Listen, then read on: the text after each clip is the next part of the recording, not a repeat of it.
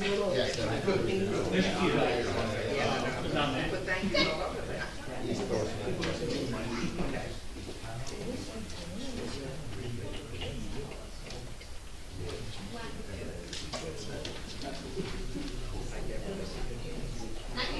No. She's funny sometimes. Me too. I like to think so. I think I'm important to people.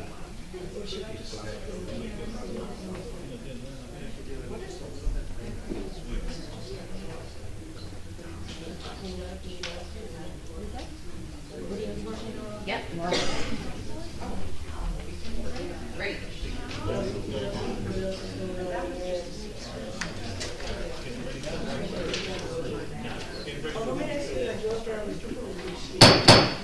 I'm pleased to call to order the Borough of Bradley Beach, May 10th, 2023 Council Business Meeting. Now please stand and join me in the Pledge of Allegiance. I pledge allegiance to the flag of the United States of America and to the republic for which it stands, one nation, under God, indivisible, with liberty and justice for all. Thank you. Will the clerk please read the verification?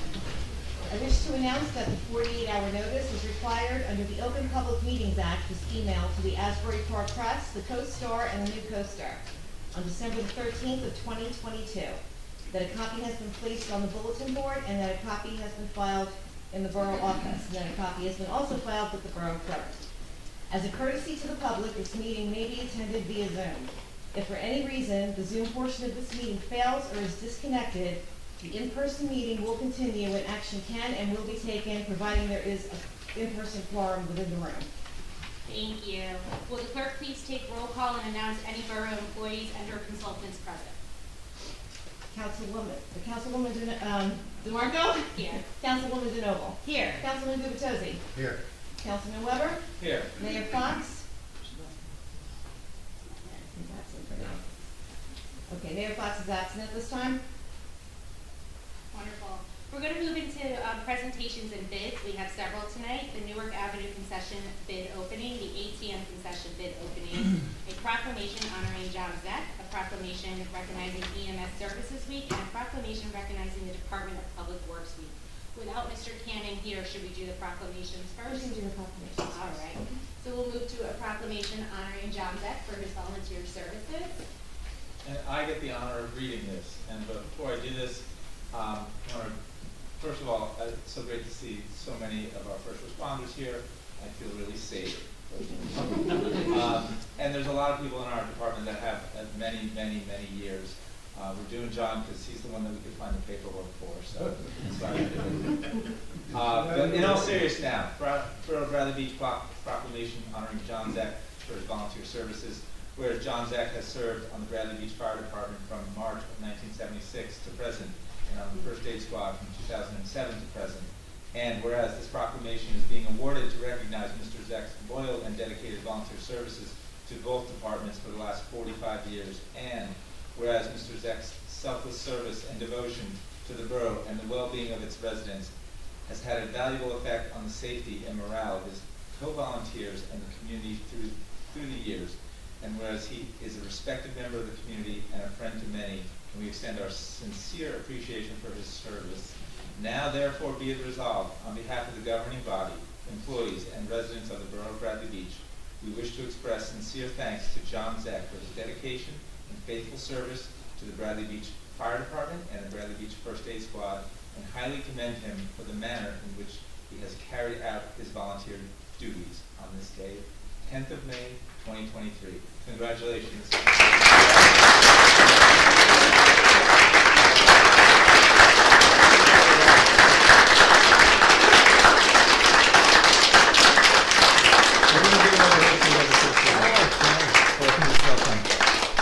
I want all of you to come. Would you like to say something? I will. Good. Of course you would. All right. I will. Take your seats.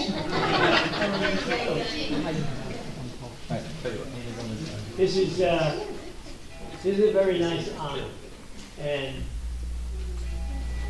not being the oldest person, it is nice to be recognized for the service that I provide to the town that I love. I moved here, I wanted to be here. I joined the fire service here after a long time family members who are all over the state. I don't plan on leaving, but I need to recognize the people sitting in the back, as Mr. Weber said. That's the future, ladies and gentlemen. Bradley Beach Fire and First Aid are all volunteer. These are your friends and neighbors that come out to help you. And the only pay they get is the pride they have in their department and their town. And I have that pride, and I will continue to have that pride. I had one little story that I was going to tell you. First of all, this year from I was sworn in, Hey, pretty good. 25 years ago, like that. But I remember going to a showing of a movie called Into the Fire.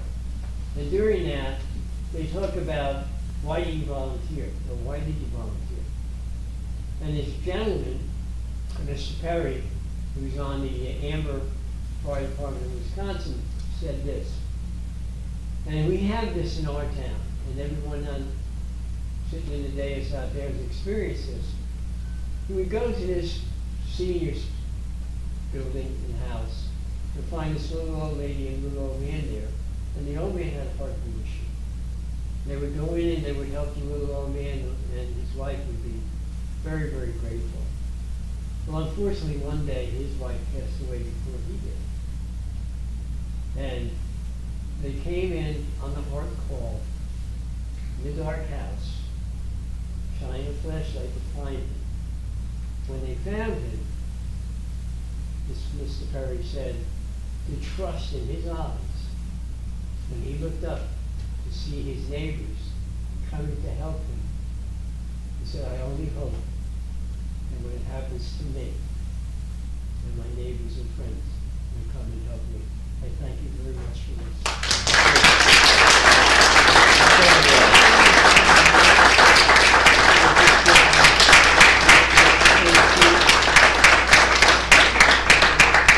Alex, you want a picture? Or Erica, Alex? The hermit lady.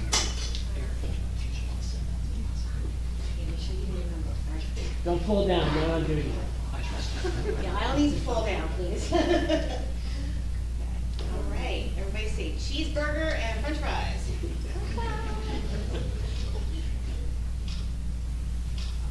All right, this is my phone. You got it. Thank you. Hey. We gotta look at the Pop front. up.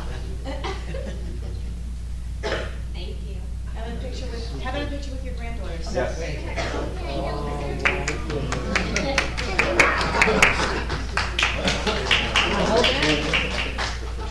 Oh. No, just a little bit so this thing isn't. All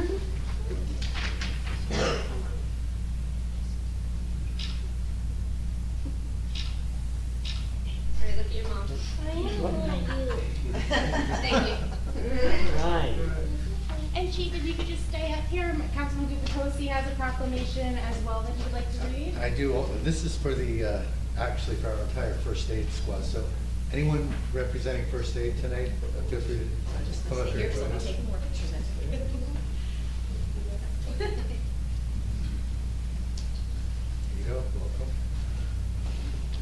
Welcome. I do have a proclamation for you. Before I do, though, I just want to make sure, I know most of our residents know this, but I just want to make sure everyone understands how valuable these first responders are. Our fire department, our first aid members. These organizations have served Bradley Beach for close to 100 years, 90 years, 100 years. Over 100 years, yes. Fire over 100. Think about that, volunteer service for over 100 years. And I think first aid's closer to 90. 90 this year. So you're the younger guys. But I think it often just goes not recognized sufficiently. And I just want to make sure that we take these moments tonight to make sure that we recognize not only individuals who have given so much of their lives as individuals for the town, but these organizations and their fathers and their forefathers, their grandfathers in some instances, serving in these same organizations. So it's a wonderful thing that Bradley Beach enjoys, and I just want to make sure we all take the time to appreciate it. Now I'd like to read a proclamation on behalf of the Emergency Medical Services Week. Whereas emergency medical services is a vital public service, and whereas the members of the emergency medical services teams are ready to provide life-saving care to those in need 24 hours a day, 7 days a week, and whereas access to quality emergency care dramatically improves the survival and recovery rate of those who experience sudden illness or injury, and whereas emergency medical services has grown to fill a gap by providing important out-of-hospital care, including preventive medicine, follow-up care, and access to telemedicine, and whereas the emergency medical services system consists of first responders, emergency medical technicians, paramedics, emergency medical dispatchers, firefighters, police officers, educators, administrators, pre-hospital nurses, emergency physicians, trained members of the public, and other out-of-hospital medical care providers. And whereas the members of emergency medical services teams, whether career or volunteer, engage in thousands of hours of specialized training and continuing education to enhance their life-saving skills. And whereas it is appropriate to recognize the value and accomplishments of emergency medical services providers by designating Emergency Medical Services Week. Now therefore, be it resolved, the Mayor and Council of the Borough of Bradley Beach do hereby proclaim the week of May 21st to May 27th, 2023 as Emergency Medical Services Week, dated this 10th day of May, 2023. Read on.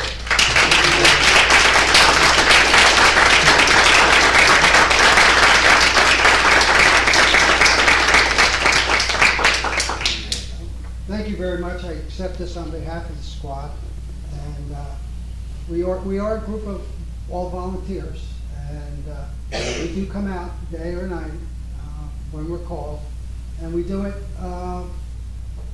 only because we think we can help. There's nothing, we gain nothing from it other than knowing that we act in the service of our community, which is very important to every one of our members. So I thank you for this recognition on behalf of the entire squad.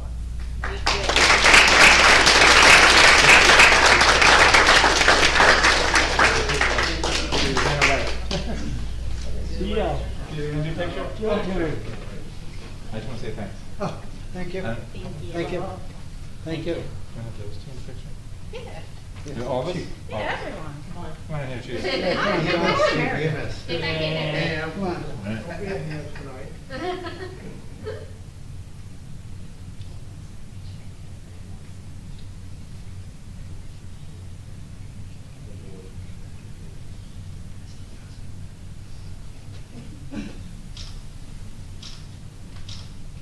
Thank you. Thank you, Thank you. everyone. Thank you. Did you want one with the whole squad? No? Okay. I have one last bit of trivia. Whether you know it or not, the fire department and first aid squad work together. We have what's called dual hatches. We have EMS that are on both the fire and first aid squad. So no matter where we go, there's always a medical complement with us. We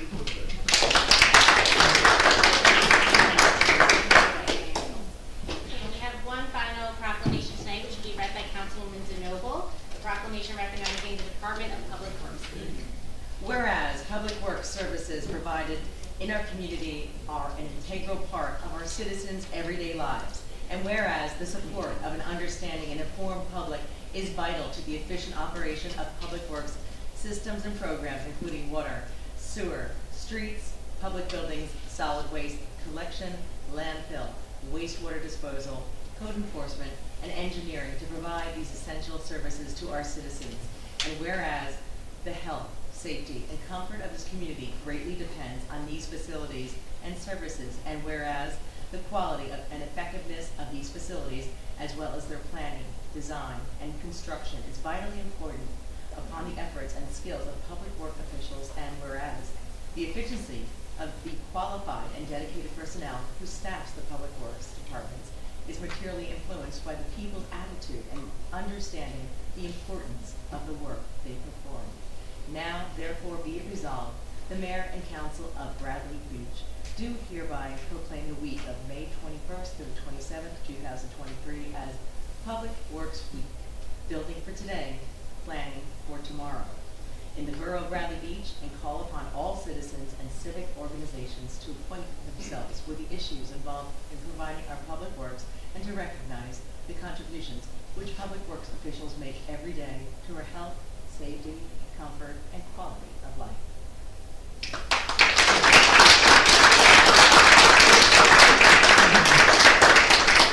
Thank you. So now we'll go back to bids. Mr. Cannon, can you please begin with the Newark Avenue concession bid opening? Sure. First, we started by checking with Madam Clerk. Did anyone submit for the Newark Avenue concession bid? No. So is anyone here to bid on the Newark Avenue concession bid? Okay. And if not, the clerk and I thought that might occur, Council President. And so there's an resolution authorizing re-advertisement, which is 2023-160 for the governing body's consideration. Wonderful, thank you. And can you please begin the ATM concession bid opening? Madam Clerk, did anyone submit for the ATM concession bid? Not in the office now. That's up. I'm here tonight for Okay. Did you bring materials with you to turn to the clerk? Beautiful. Please bring them up.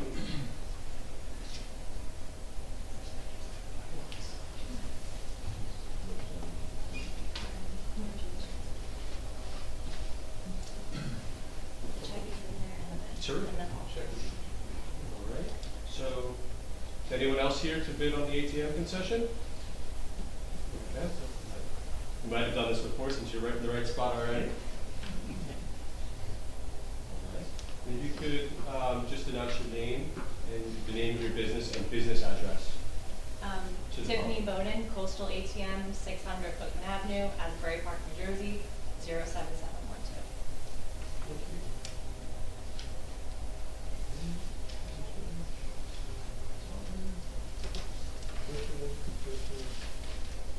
Very nice job on filling out our overcomplicated paperwork. And that will be secured. All right. Council President, there's a qualified bidder, so we will begin the auction as soon as Adobe PDF allows me to open up the bid notice. Thank you.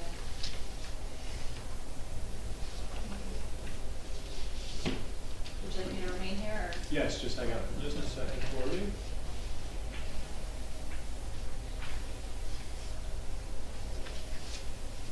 So, with your paperwork having properly received, Ms. Bowden, as you saw, the opening bid for this concession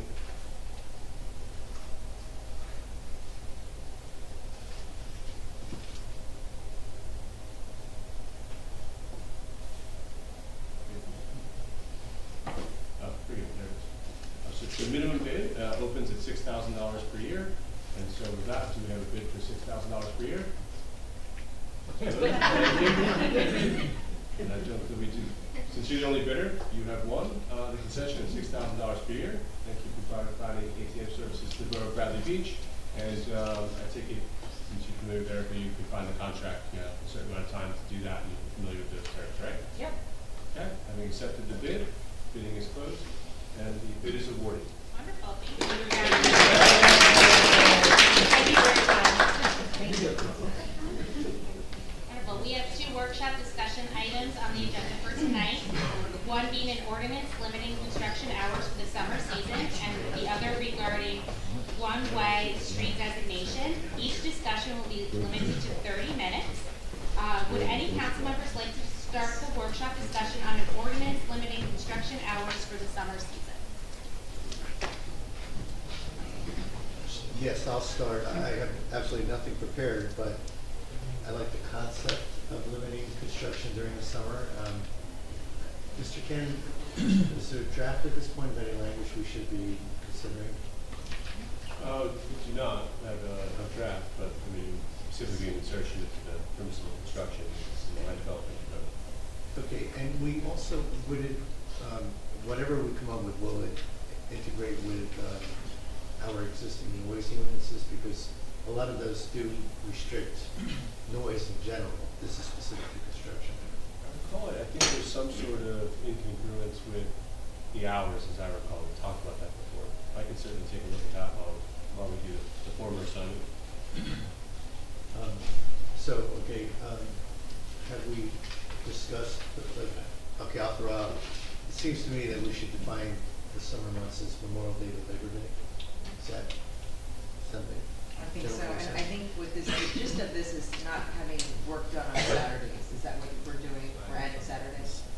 Well, probably the weekend, Saturday and Sunday. Saturday, well, Sunday already does exist, so we're just adding Saturday, if I read this correctly. I think we had something sent to us. Is that right, Ken? Forget, I did not send anything to you, so I'm not sure. Oh, okay, I that- don't know, I must have read something, maybe it was from the mayor. I think it was the ordinance from Stone Harbor. Oh, okay, that must have been it. Okay, so I think what we're looking at is no more work on Saturdays during the summer between Memorial Day and Labor Day. And again, we may need Sundays and Saturday and Okay, Sunday. yeah, well, I Still guess, hard yeah. on Sunday. I know, we have Sunday now, but. Do we? Yeah, so I think we're just adding another day, if I, Let's just make sure when we're done, it's the entire weekend. And it would start, when would it start? Friday evening? I would suggest Saturday. the Saturday of Memorial Day weekend. No, I'm sorry, I meant for the weekend itself. Oh. Friday evening, dinner time, or Oh. Saturday? I think a good place to start is, what is the current ordinance now? I was gonna ask Greg if you know off the top of your head, which maybe you don't, but maybe somebody out there does. What's the ordinance now? Right now, you're not supposed to work on Sundays, as I understand it. That's our current ordinance. And then, is it 5 o'clock? Six. It's 6 o'clock. Yeah, Okay, and is that, you can work between 8 AM and 6 PM. okay. And are we considering changing those hours at all, or just adding like a Saturday? I think just adding a Saturday Okay. during the summer. Being that this is something that would be enforced by our code enforcement office, I think it would make sense that they were part of the discussion. I don't see them here. But I would wonder, how would we enforce this since we don't have the code enforcement folks that aren't working on weekends? So I'm just curious how that would get enforced. We don't have to solve that now, we should figure that out before we pass something. It sounds like we have the same issue for Sundays, currently, enforcing the Sunday. Well, I think enforcing, yeah, I would imagine we do, yeah, but I don't. Do people ever call the police? Okay, so I guess that would be the way it would be enforced then. What do you guys do when they? We do enforce it. And you tell like the contractor stop working on Sunday if they didn't know or something, or? Yeah, so they'll call and say there's someone doing construction on Sunday. Obviously, there's no construction on Sunday, so they'll be told to stop. If we do have to come back, they continue, or they stop for a period of time, they continue, put the issue to something, we can refer it to code. So we'll get their information, business name, contact person.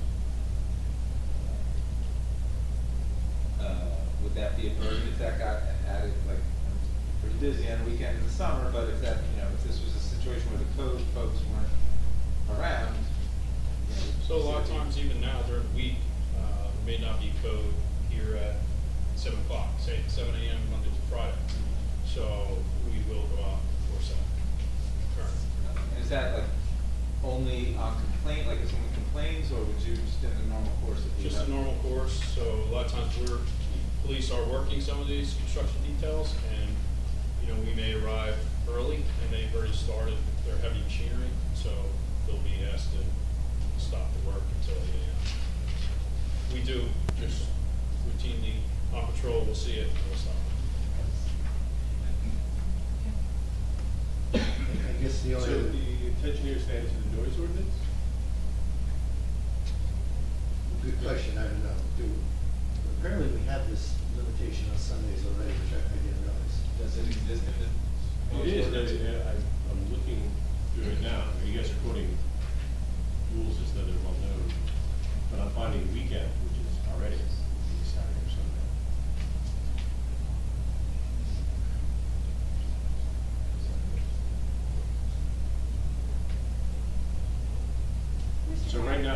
operate, I'm sorry, Oh, no, go ahead, Mr. Cannon. it says 310.3P, to operate or cause, this is prohibited activities. To operate or cause to be operated any equipment used in commercial construction, repair, alteration, or demolition work on building structures, streets, alleys, yada, yada, yada. Between the hours of 6 p.m. and 8 a.m. on weekdays, so you're not allowed to do it, so it's 8 a.m. to 6 p.m. on weekdays you are allowed. And between 6 p.m. Saturday night and 8 a.m. Monday morning. Right, so we're gonna extend it to Okay. include Saturday. To include all of Saturday. Yes. During summer months. And Mr. Cannon, what you just read, the Sunday prohibition begins Saturday evening. At 6 p.m., yes. So my question to the council is, should the Saturday restriction begin Friday? 6 p.m., yes. Yeah. And I just have a question, do we know where this came from? Like whose idea was this? Did the mayor get a bunch of calls, or? I'm not sure, but I know a lot of beach towns do this, and I think it's a great idea. We kind of live for the summer, and I think having 10 or 12 more quiet Saturdays would be lovely. Mr. Weber, it was indeed several residents that apparently raised it with the mayor, and so the mayor asked that it be a matter of discussion. Are there any additional comments by council? Okay, not seeing any, I'd like to open the discussion up to the public. Is a limit of 5 minutes per individual. Are there any members of the public that would like to comment on the workshop discussion? Mr. Dexter? As that happens, could I just make sure I have this correct? So, 6 p.m. Friday to 8 a.m. Monday, all the time. And any day between Memorial Day and Labor Day. Okay. Yes. No, Saturday, Sunday, no, any day. We're just adding They Saturday. were just doing weekends. Yeah, they can still do work Monday to Friday. Okay. That's what was proposed. Okay. And so then just Saturday and Sunday year round? No, Saturdays, we're So adding you can use Saturday. Saturdays outside the summer? Yeah.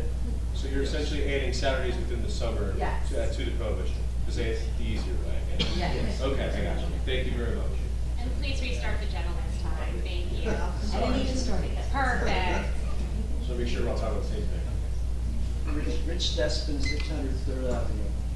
I was going to question also why this came up. I'm just thinking in terms of construction being limited so many months a year, having work done on a home, what it is. I'm sure if there's a house being torn down or excavation equipment on there is one thing, but somebody inside painting a room, how this is worded, that person would be restricted as well. So if somebody's enforcing the law, they see so-and-so's painting company parked in front of somebody's house, to me, it would take an awful lot to use somebody to do that, but you never know. That's the first comment. The next comment I had, what happens if you have a holiday weekend such as the 4th of July? Is that going to be included or not? Yes, holidays are included.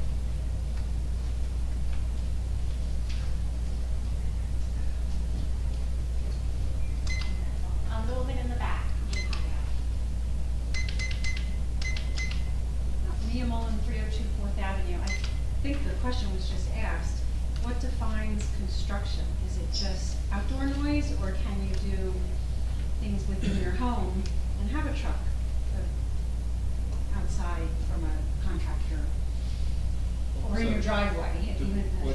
What the attorney just read from the noise ordinance, I didn't memorize it, but it seemed to refer to, certain machines and things that make noise. I'm sure painting wasn't on the list, but. Right.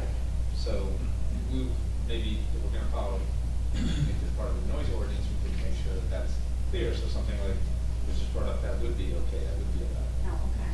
So what wouldn't be okay, not that I'm doing any construction, but when I have, if somebody was doing construction in their home, but using the contractor uses like their driveway to to saw pieces of wood or whatever it is that they're gonna bring into the home. They really can't do that, even though they're not doing construction outside, they're doing their prep outside, which might require machinery, and that's, I guess, falls under the noise.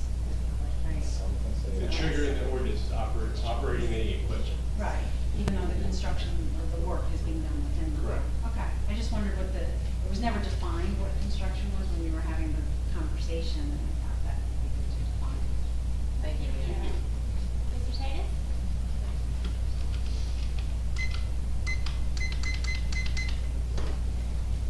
Julie Nutatis, 605 North Avenue. Also, that has to be addressed if we go forward with this ordinance, that when they shut down construction for a weekend, 6 o'clock on Friday, that we have to ensure that we're also enforcing not only the noise ordinance, that they shut down work, but that the sites are clean. We have too many sites around town right now that are not being enforced. The properties are dirty, they're unorganized, there's debris everywhere, and also from a safety. And we have to ensure that if people are removing roofs, they're not piling it around the properties, that it goes into a dumpster. So this has to be all encompassing if we're gonna do it. Let's do it once and let's do it the right way. Thank you. Thank you. Ms. Netta?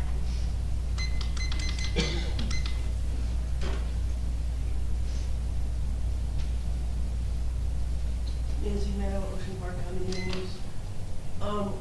Finally, the public is bringing up things that were not quite addressed because it's Ready Beach. I echo what was said regarding holiday weekends, but I also think you need to build into it not only that phrase, but there are certain holidays that don't necessarily fall in the summer on a weekend, so that needs to be part of this ordinance. It also was clear about commercial work. So what about, person behind me is sitting there cutting his tiles, at 9 o'clock at night in his driveway. Where does that go over the weekend? It's here. So it's not just commercial, it is homeowner or, It's tied to the equipment that's being used, the noise levels. okay. And also, because I know Allenhurst does this, West Allenhurst does this really well. It also has to do with the parking of the vehicles. So I would tend to think that some of that needs to be built in so somebody doesn't just leave it there to come back Monday morning at 8 a.m. And I also would wonder, obviously an emergency and somebody has to do work immediately, I get. But what about the planned emergency, AKA the Ocean Park Avenue pipe? I mean, that's going on 24/7 almost. Now, it's not currently an emergency, it's been sitting here for 9 months, okay? So we band-aided the emergency. But I'm wondering, does this whole thing extend to something that's not a private home or a home? Where are we going with all of that? So it just would be nice as we know how much money we spend on ordinances and then realize, oh, we should have added this in. Perhaps we could think it through a little bit better. And instead of just doing a good first step, maybe the first 2 steps. Thank you. Mrs. Schultz?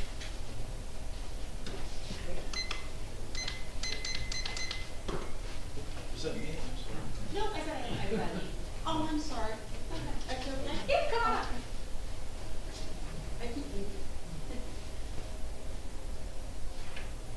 Eileen Sheshias, 112 Fourth Avenue.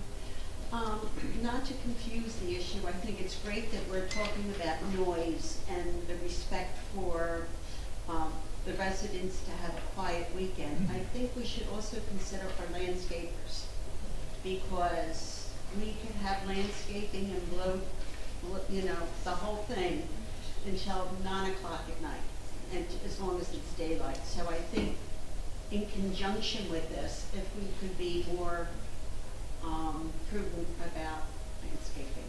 And I don't know how you would deal with it, a commercial landscaper versus a homeowner, but there should be some type of limits as to what time either or should be doing all of that. Okay, thank you. Thank you. Mr. Cohen? Thomas J. Cohen, 612 Third Avenue. I'm really happy that council is reviewing this, and it is about time. I think some people building houses may say, oh, that's gonna slow me down, but when they get into their houses, they'll be appreciative of the ordinance. They will really understand that it's a community thing. I do wanna say that painters do use sprayers now, which run off compressors and pumps. So they're not always quiet. Also, I would hope that we could really be specific in the ordinance revision about holidays. I mean, there was nothing worse than Thanksgiving a couple of years ago where an insulation pump truck pulled up in my neighbor's driveway, 9 o'clock on Thanksgiving morning. And, you know, fortunately the police took care of it, but for an hour it was insane. So the fact that someone would think they could do that was wrong. So if you could be specific about all the holidays, that'd be great. Thank you. Thank you.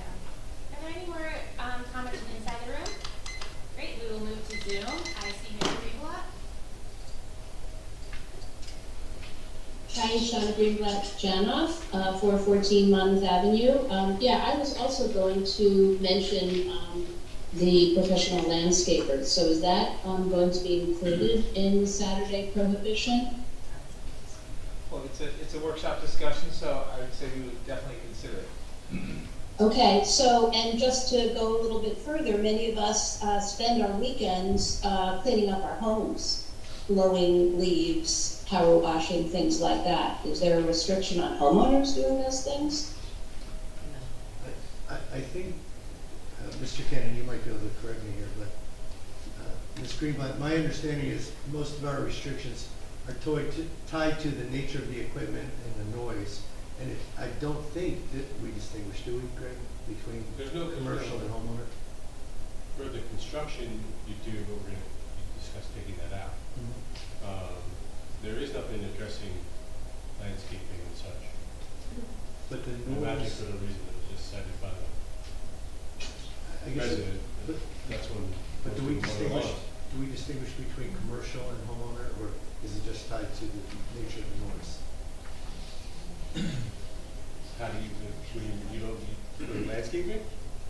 For noise. When we said on Sundays, you're not allowed to do things that create noise. The ordinance currently says commercial construction, so presumably the do-it-yourselfer could work on their own house on a weekend. So, But the moment that a handyman is called in to actually do some of those things, is that considered a professional contractor? That would be commercial, I think.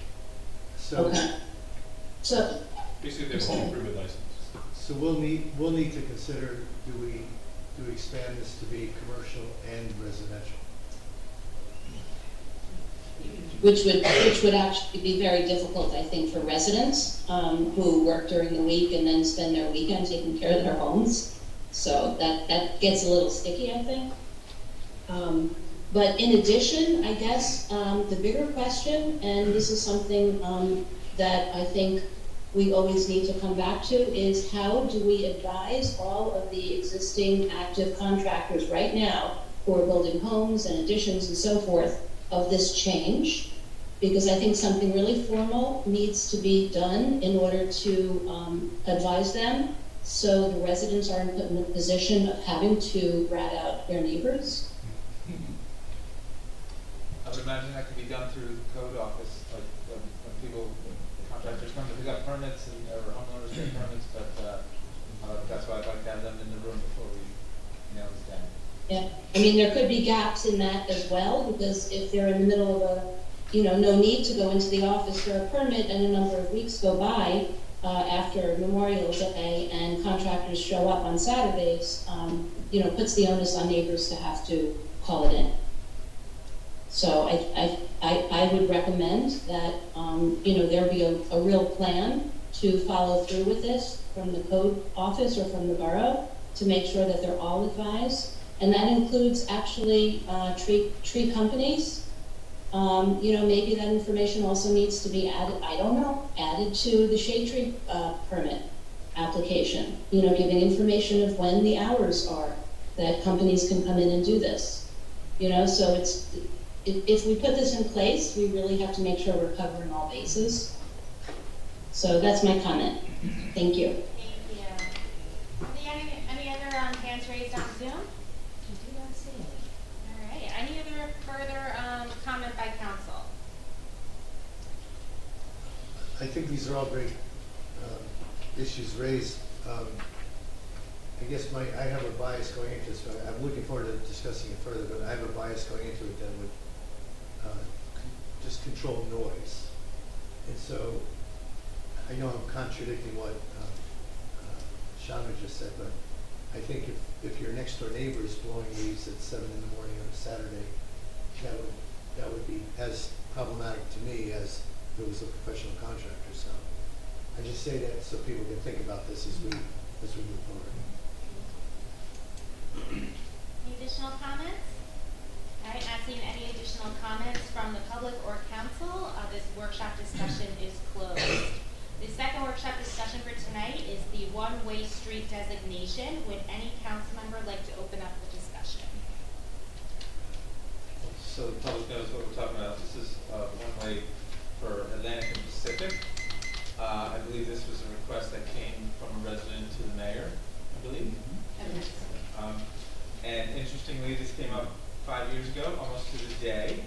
And I'm perfectly fine with, making it Atlantic and Pacific one way, especially if the neighbors think that that's needed. But when I brought this to the chief 5 years ago, I'm just going to read what he wrote to me. He said, "I would recommend, in the interest of public safety, a traffic study be performed to assess the necessity and viability of the changes. This would ensure a strict adherence to the standards and specifications outlined in the manual on uniform traffic control devices, which regulates these functions." So, in essence, the chief is saying, fine, just do a traffic study, and I can't imagine that anything's changed that much in the last 5 years. So,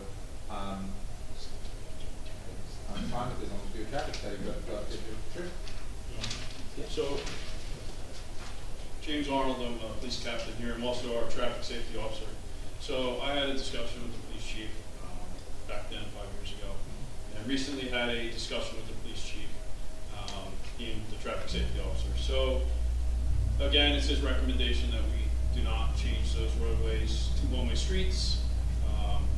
We had a long discussion about it.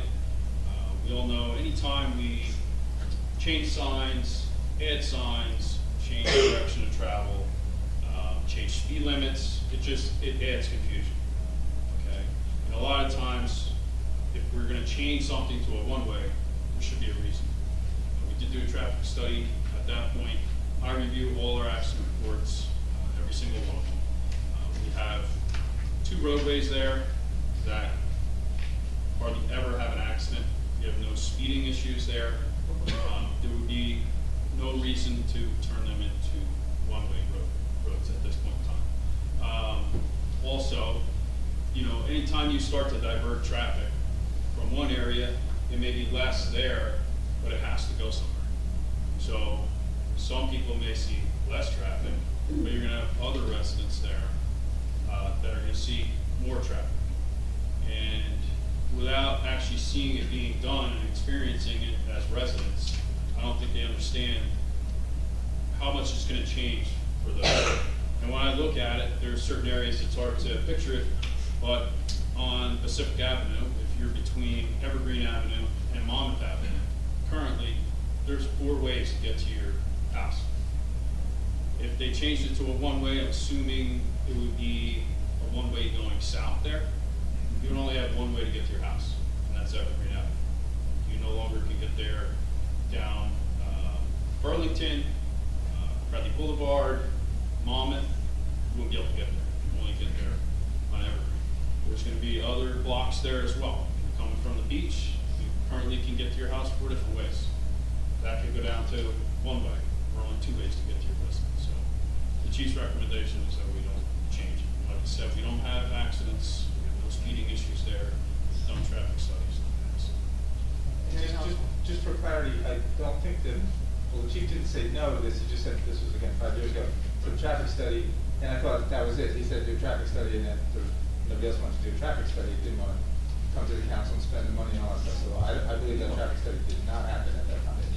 We did do a study where we looked at accidents on those roadways, and we were doing speeding posts there to check for speeding as well. Okay, so that's considered a traffic study, because it seemed like he was... On behalf of, as much as we could do accidents and check for speeding. It just seemed like he's referencing this manual and the uniform traffic control, you know, so I just thought there was more involved there, involved money in the council, and that's why I didn't go in there, so, I mean, I guess you could get into maybe engineering, measuring roadways, so on and so forth, but there's nothing saying that because of the current width of those roadways, that they must become a one-way.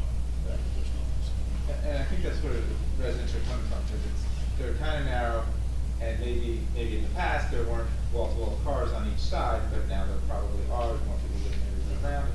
So it just seems narrower, even though there is maybe technically room for traffic to go two ways and have cars. So I think that's where it's coming from, that it just feels narrower and it would be safer. I mean, I think it's our opinion that, you know, if there was validation there, there's accidents or speeding issues that we're seeing, maybe it's something we should look into, but we're not doing that. And I think by changing it, you know, it's been that way for my whole career, your whole career. There haven't been issues, and to change it, go ahead and change it. I think it could potentially add confusion, and there could be more accidents. And you may get some people that might, you know, I'm only 2 driveways away from that road, I could just sneak out, and then there's an accident. Because, you know, it went, like I said, from 4 ways to get to their house, and now I have 1, and it's an inconvenience of to sneak out. And we see that currently. Yeah, I feel sometimes too, I'm on one-way streets and people kind of slow down because they know no one's gonna come the other way. I see it on Newark Avenue a lot where people really pick up the speed. So I'm very cautious on Atlantic Pacific. And like you said, there hasn't been any issues with accidents, so. And because it is somewhat narrow, it does add to slowing traffic. You know, there's a stop sign at the block, essentially. Thank you for the insight. I'm curious, Captain, one of the reasons, I haven't had a chance to talk to residents on either of these streets. Obviously, at least 1 or 2 have asked this question. Is a potential concern being the narrowness of the streets when you have cars parked there, that you almost only have width for 1 car at a time? So if you have cars coming from opposite directions, one has to pull over. I mean, is that an issue? It could be, you know, I don't know the residents, their concerns. I'm sure that was probably one of them. But like I said, you know, if you saw accidents, parked cars being hit, sideswipe, you know, maybe it's a concern we should look into it. But we're not seeing that. Any other comments from council? I'd like to open this up to the public for public comment, limited to 5 minutes per individual. Start with this gentleman right here. Patrick Freeman, 26 Atlantic Avenue, Bradley Beach. I am on one of the streets that this happens all the time, and I have to disagree with the captain there, because most cars are like 6 feet wide. You got cars on Pacific and Atlantic Avenue parked on both sides. 2 cars coming down the street doesn't work.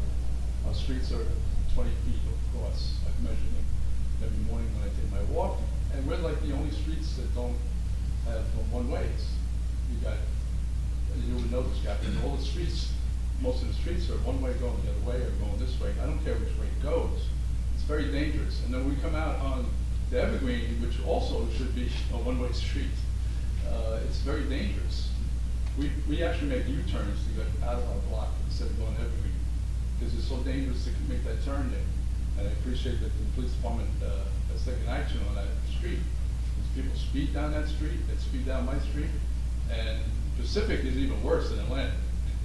And you go down that street, and people are coming in from Bradley Boulevard, they're not slowing down. You know, it's very dangerous. So I'd like to see something done with that, and I don't think it's a problem. If you gotta go to another block to go to your house, that's tough. Thank you.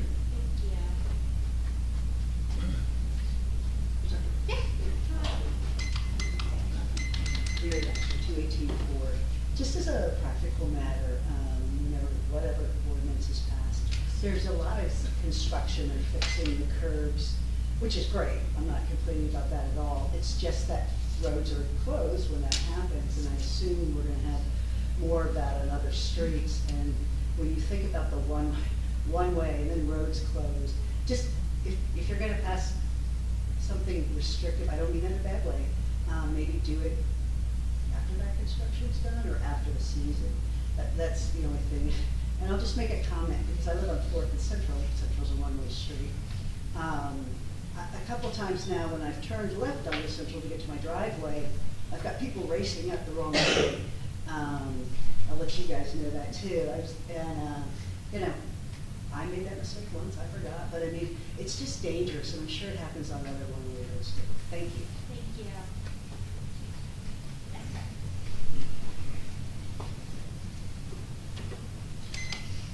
Rich Despin, 600 Third Avenue. A few years back, there was a mayor's request to have Third Avenue made for one-way traffic and to have diagonal parking, and to the best of my knowledge, to provide more parking for the merchants on Main Street to extend the park. There were 3 workshops. In those 3 workshops, it was shown to the public a diagram where the extension of the park was to be made, and when the construction started, there was a mistake made. Excuse me. One mistake made was that the park was extended a great deal. Now, how much is a great deal? I don't know, but if you're just taking a guess, looks like perhaps 3 or 4 house widths or more that it extended. And then lo and behold, oh, we made a mistake. We'll have to make the streets one way. So I voiced my opinion that there should be, thank you, Captain, there should have been a survey on how that was going to impact the rest of the neighborhood. I was belittled by our township engineer by commenting on that. And his answer was, I showed the plan to somebody in our office and they said it was okay. That was the traffic study. Now, what happened? What was the result of this one-way street? Thank you, Jane. If the street is one-way, if it's wider, it's going to be faster traffic. One illustration of that, it was 2 weeks ago, a week ago, something like that. The Tesla S, I don't know if anybody knows that car. I've driven one. It's insane. Now, whether that was the plaid version or not, I don't know, but it wasn't. Came down Hammond, like most people, didn't stop. As a matter of fact, went around the corner pretty fast. In fact, we floored it. Has anybody driven a Model S? Okay. I did some rough measurements in my mind of how far that is, and I looked up online. That car, from where it ended up, had to be going 70 miles an hour. Now, when he got to his house, he lives on the block, he didn't get it right with braking. He should have broke a little bit sooner, because there was a squeal of the tires as he entered, and he could drive insanely good brakes as well. So yes, traffic goes a lot faster. Does it impact the neighborhood? Absolutely. We have 10-fold, 20-fold increase in commercial trucks going down Hammond now. Some of them as early as 6 o'clock in the morning. So, thank you again, Captain. There has to be traffic studies on impacts. And if the contractor makes a mistake that impacts the neighborhood the way it has been, it should have been accountable and gone to the plans presented to the public 3 times, not once, twice, but 3 times. Thank you so much. Thank you. Ms. Harper.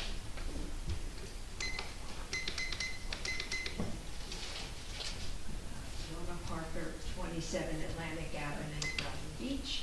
First of all, I want to thank the police chief and the officers who so kindly gave us their attention and their time and their expertise when some of us came because of speeding on Evergreen and when we raised this question. So I thank you, and I know that you are giving attention to that, which is sincerely appreciated.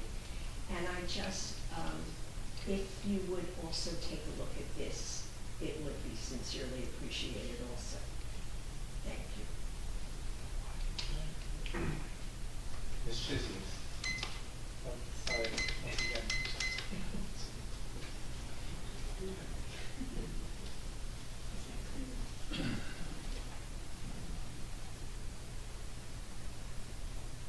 Lean Shishi. Lucius, 112 Fourth Avenue.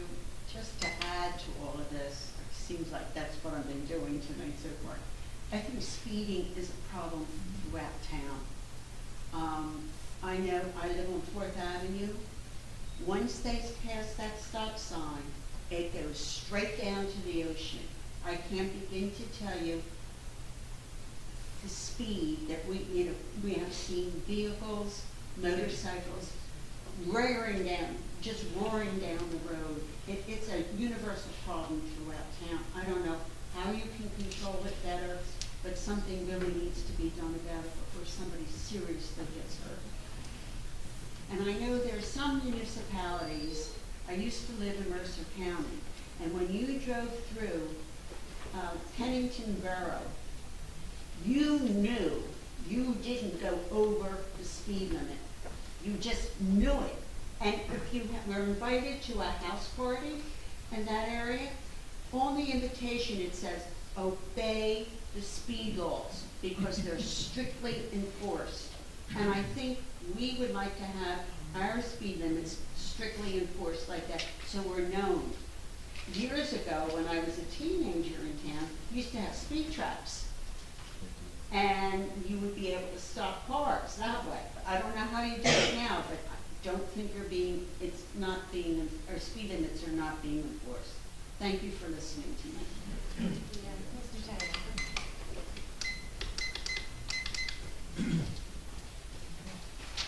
Titus, 605 North Avenue. There's one thing I want to bring up is, Mr. Noble and I did our own little speed test one day, and our speed limit is 25 miles per hour. I'm on North Avenue. Believe it or not, so Jane's going 25 miles per hour. I swear I thought she was doing like 40, 50. So maybe the point is that our speed limits are too much and they really need to be dropped down. And I don't know if you guys agree with that, officers, that maybe they need to go down to 15. Because I couldn't believe, we were stunned, because I felt like it was like, whoom, she just like flew by. So maybe we have to look at the entire town and lowering speed limits, and also speed bumps. I think we need speed bumps everywhere, because I live on, Main Drive where everybody wants to get out or get in. So, maybe it's just overall safety to maybe consider that. Thank you. Thank you. The woman in the front. Good evening. How is everybody this evening? My name is Beth Kepler. I reside at 504 Central Avenue here in town. And I'm inquiring, I was observing at home, and has anybody indicated where the mayor is this evening? On vacation. His absence? Because I just passed him and up at the beach with my sister, and we acknowledged each other with a head bow. He was very uncomfortable this evening. And I'm just wondering why it's May 10th, and we are all sitting here, and we don't have a budget, and our mayor's Ma'am, I'm so sorry, but this has to be restricted to the discussion items. There is a public comment on agenda items, which you can bring up about Okay, no the problem. budget. I made my point. And the other point is, I'd like to make it known that I would like to reiterate my availability to sit on a 3-person council. That would be required. Ma'am, to again, remove the your mayor. discussion has to be pertaining That's to all I one-way made. streets. I made my point. Thank you. Mia.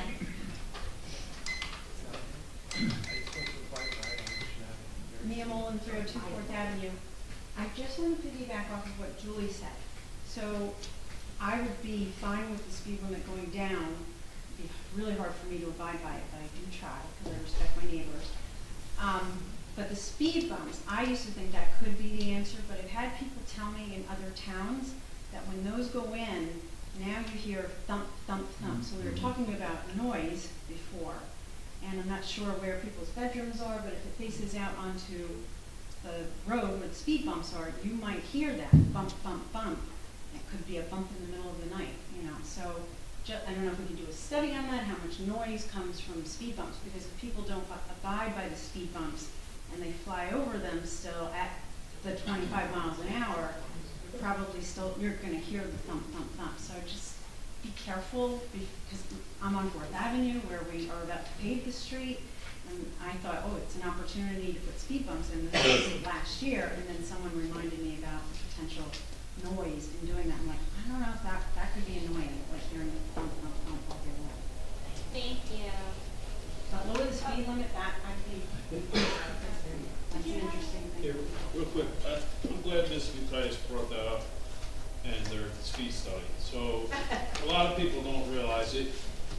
A lot of these roadways, especially North Pacific, Atlantic, some of those narrow roadways, if you go 25 miles an hour, or even, I'm sure plenty of us here, on 30 and 25, that will look extremely fast. As far as lowering speed limits, I'm sure Greg knows, that is governed by the state statute, at 25. So we wouldn't be able to just take it upon ourselves to go up to speed, unfortunately. Thank you. Mr. Callahan? Thomas J. Coman, 612 Third Avenue. I think on this issue of Atlantic and Pacific, it's really the roadway standards. I mean, I've been in this room for land use board meetings, and Ben Matlock did a presentation about parking, and he said the parking standard is 8 feet. So that's 8 feet on each side. And then at the land use board, they said, well, you need a 24-foot cartway. So really, the right-of-way should be 40 feet for a 2-lane road. And let's just make it about mathematics. If the road doesn't have accidents, but it doesn't really function, is it really a safe road? I mean, I've pulled over numerous times, and I have a mid-size SUV to let people go by on it. So I think we really should have Mr. Matlock just look at it for the road standards. And if it doesn't meet the 2-lane cartway requirement after you have 8 feet of parking on either side, then it really should be changed.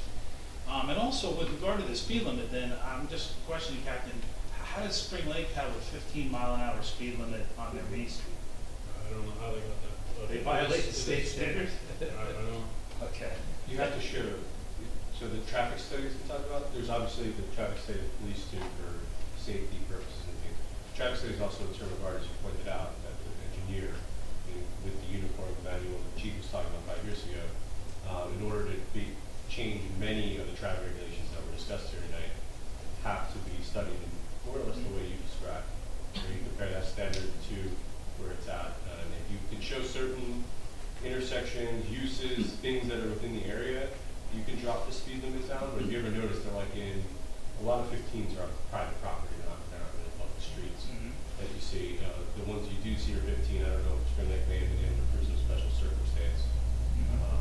But that's what's required to go below the 25 for sure. And I'm not sure Captain pointed out, a lot of those standards would apply to some of them, just straight residential streets that are 20 plus feet wide. Okay. Yeah, and I agree with the previous folks about speed bumps. You know, we've had this pilot program of speed bumps for the last 8 months, and it really isn't working. So I think we should just not have any more speed bumps. Thank you. Thank you. Any other comments in the second room? And we will go to Zoom. Paul, Champion? Paul the Champion, 411 Half Lorraine Avenue. I just wanted to mention that Hoboken switched to a 20-mile-an-hour speed limit about 6 months ago. So I'm not sure exactly the process in getting that through, but I will mention that for about 5 years, what they did before they lowered it officially, they basically had a large public relations campaign with signage and their parking stickers, etc., all suggesting that instead of going the speed limit, which used to be 25, that you go 20 miles an hour. And they effectively were able to actually slow down traffic just through publicity. And basically by showing people how accidents had been reduced by people going slower. Thank you. Thank you. Ms. Nazario? Hi, Anita Nazario, 116 North Avenue. I'm not sure how difficult this would be, or if it applies to other places in town, but is there a way for us to lift the stop sign at the corner of Newark and Beach to a higher level? With so many people driving SUVs and taller vehicles, the stop sign is really not visible, and people tend to speed on Newark Avenue anyway, and they really tend to blow through that stop sign. And I can't guarantee that it's because they don't see it, but it's really not clearly visible. Thank you. And the final comment, Don,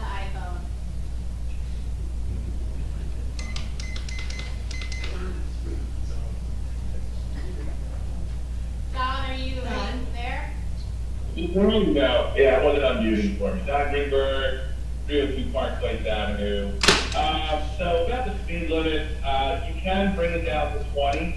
I lived half a year in Princeton, and we just did a major thoroughfare Witherspoon Street, which kind of bisects the town. Always, it was 25 people, rarely went under 35. So it can be done. Again, I'm not sure what the process is, but it can be done. Try to bring it down to 20. And what the other people said about speed bumps is true. They're noisy. They don't really tend to work. People in big SUVs, it's just, they don't even feel them.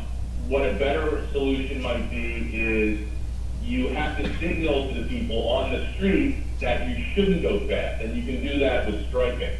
Depending on the street, you can do that with center island, but you can make the street a little narrower in sections so people won't speed. There's lots of different ways to do it other than speed bumps. That's all I've got. Thank you. Thank you.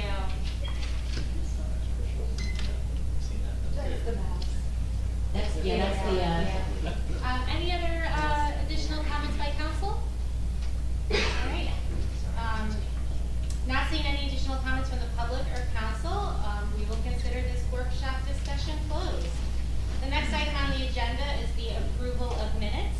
Is there a motion to, well, first, yes, everyone get a chance to read the April 21st minutes? Yes. Is there a motion to approve the April 21st, 2023 budget workshop meeting minutes? Motion to approve April 21st, 2023 budget workshop meeting minutes. Great, do I have a second? Second. Mr. Marco? Yes. Mr. Noble? Yes. Mr. Gubatose? Yes. Mr. Weber? Yes. Mayor Fox, absent. All right, I should have asked this in the beginning. Did everyone get a chance to read all the minutes that were provided to us? All right. Is there a motion to approve the April 26, 2023 council meeting minutes? Would you like to make a motion? Yes. Or is there a second? Second. Mr. Marco? Yes. Mr. Noble? Yes. Mr. Gubatose? Yes. Mr. Weber? Yes. Mayor Fox, absent. Is there a motion to approve the April 26, 2023 executive session minutes? Motion. Is there a second? Second. Wow. Mr. Marco? Yes. Mr. Noble? Yes. Mr. Gubatose? Yes. Mr. Weber? Yes. Mayor Fox, absent. Wonderful. I would like to open up the meeting for public comments pertaining to May 10th agenda items only. There is a 5-minute limit and a single instance to speak per participant, whether in person or virtual. Is there anybody who would like to comment on the May 10th agenda items only? Ms. Meta?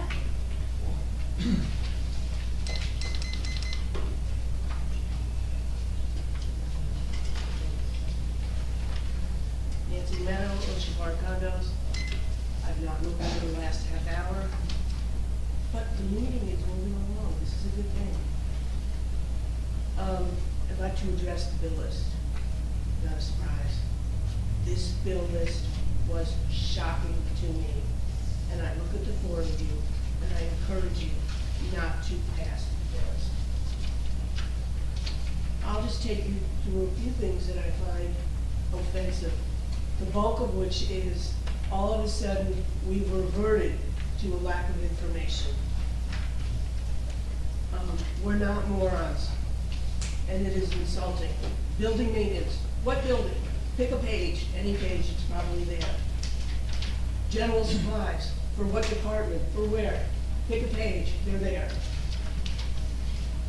The fact that on page 1 we're spending $28,000 on contracts does not seem to be the best way to spend our tax dollars, especially when we're having financial issues. You can go to page 2, $5,800 on the meters, really?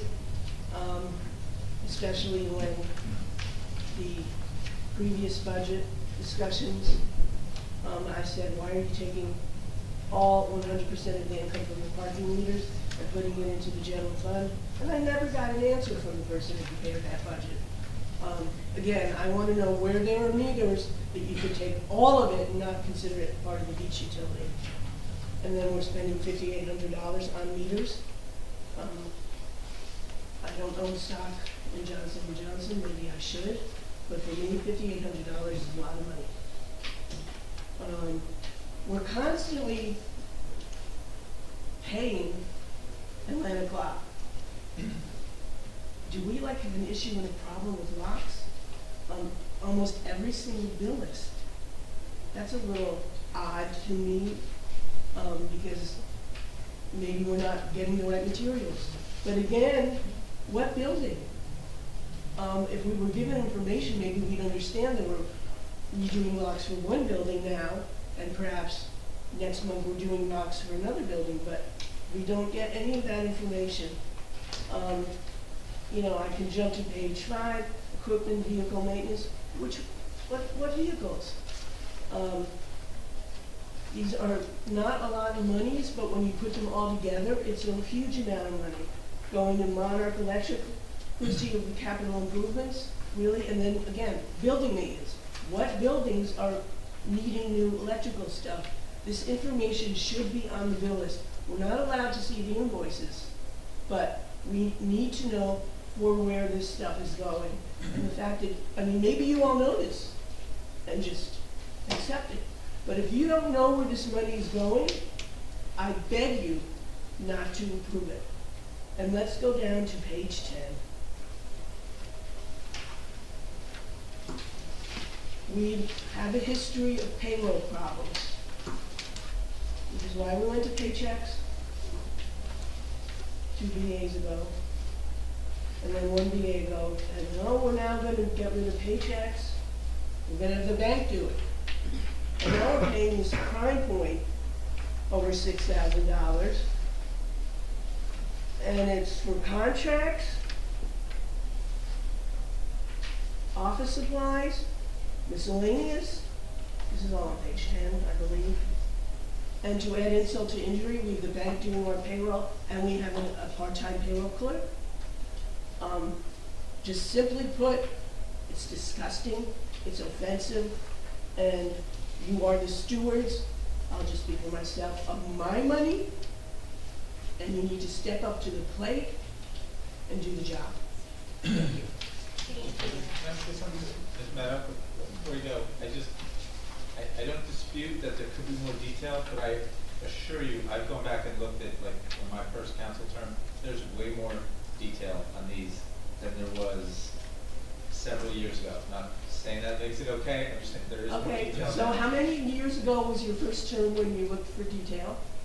Right, so, Okay, you know, so I'm 5, just 6 saying, years maybe ago. we now need to, you've been here more than 5, 6 years. I'm just saying, whatever it is, baby step 5, 6 years ago, I'll even take that, although I think you've been here longer. It needs to be required. It's lazy work, and you're getting that statement from a bookkeeper. Okay, I understand. And then on the first page, you seem concerned with the amount that we're doing in contracts. And I want to make sure you understand that these first, the government management advisors, those first few things that add up to $10,000, that's what is that what? Yes. Concerned? Okay, that's what we're paying for Greg Farrenbach. And I will assure you, we're getting our money's worth with Greg. And we're getting him at a good deal. But yes, he does Okay, have to charge us. so would it be so hurtful to say, Greg Farrenbach. no, you don't need to, I know we're not supposed to mention names, and I want to point out I didn't, but could it not be business administrator, I mean, contracts? I would imagine, Like, I would imagine it could be, but I just wanted to let you know. okay, but could be, and maybe more importantly, should be. Should be. Mr. Farrenbach, I have a question. I know you're new to us, but do you have a sense for how flexible the admin system is? When Ms. Meta was saying she'd like to know what building we're changing locks on, do we have that flexibility to code a particular building in, or are these pre-assigned account names? I have never seen it, and this is the way Edmunds produces reports, and it's like this for over 300 municipalities in New Jersey. I'm only speaking as prior accounts payable, no, he's correct.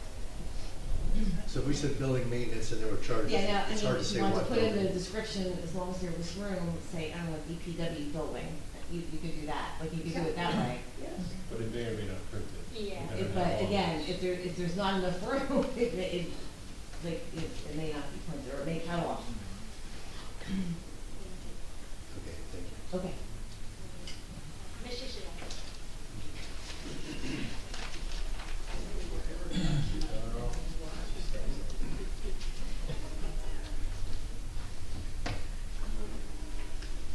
I have two things I want to bring to the attention. Number one, is it appropriate to talk about the, is this the appropriate time to talk about the beer license? Yes, that is Okay. okay. Councilwoman DeMarco, I know that you were representing the council on the Memorial Day parade. Could you please explain to me the backstory as to having a beer garden at the Memorial Day? No, I can't, Mr. Sheets. This is your time for comment, so please feel free to comment, and I'm sure the administration can get back to you with any questions. Okay, my comment is that I am against having a beer garden on the boardwalk during the Memorial Day parade. I think it, first of all, I think that it gives an impression to our young families that in order to have a good time, you have to have alcohol. And I know years ago, they said that they didn't feel as though it was appropriate to have alcohol during Memorial Day festivities because it was a time when you were supposed to remember fallen people, and we know what can happen at a beer garden. And I just don't think it's a healthy environment, and I'm really upset about it, and it doesn't make for a positive experience. And I hope that you vote no for not having the beer garden. I think your liability will be tremendous. On that note, I noticed today about the Memorial Day posters, and it says Bradley Beach Government.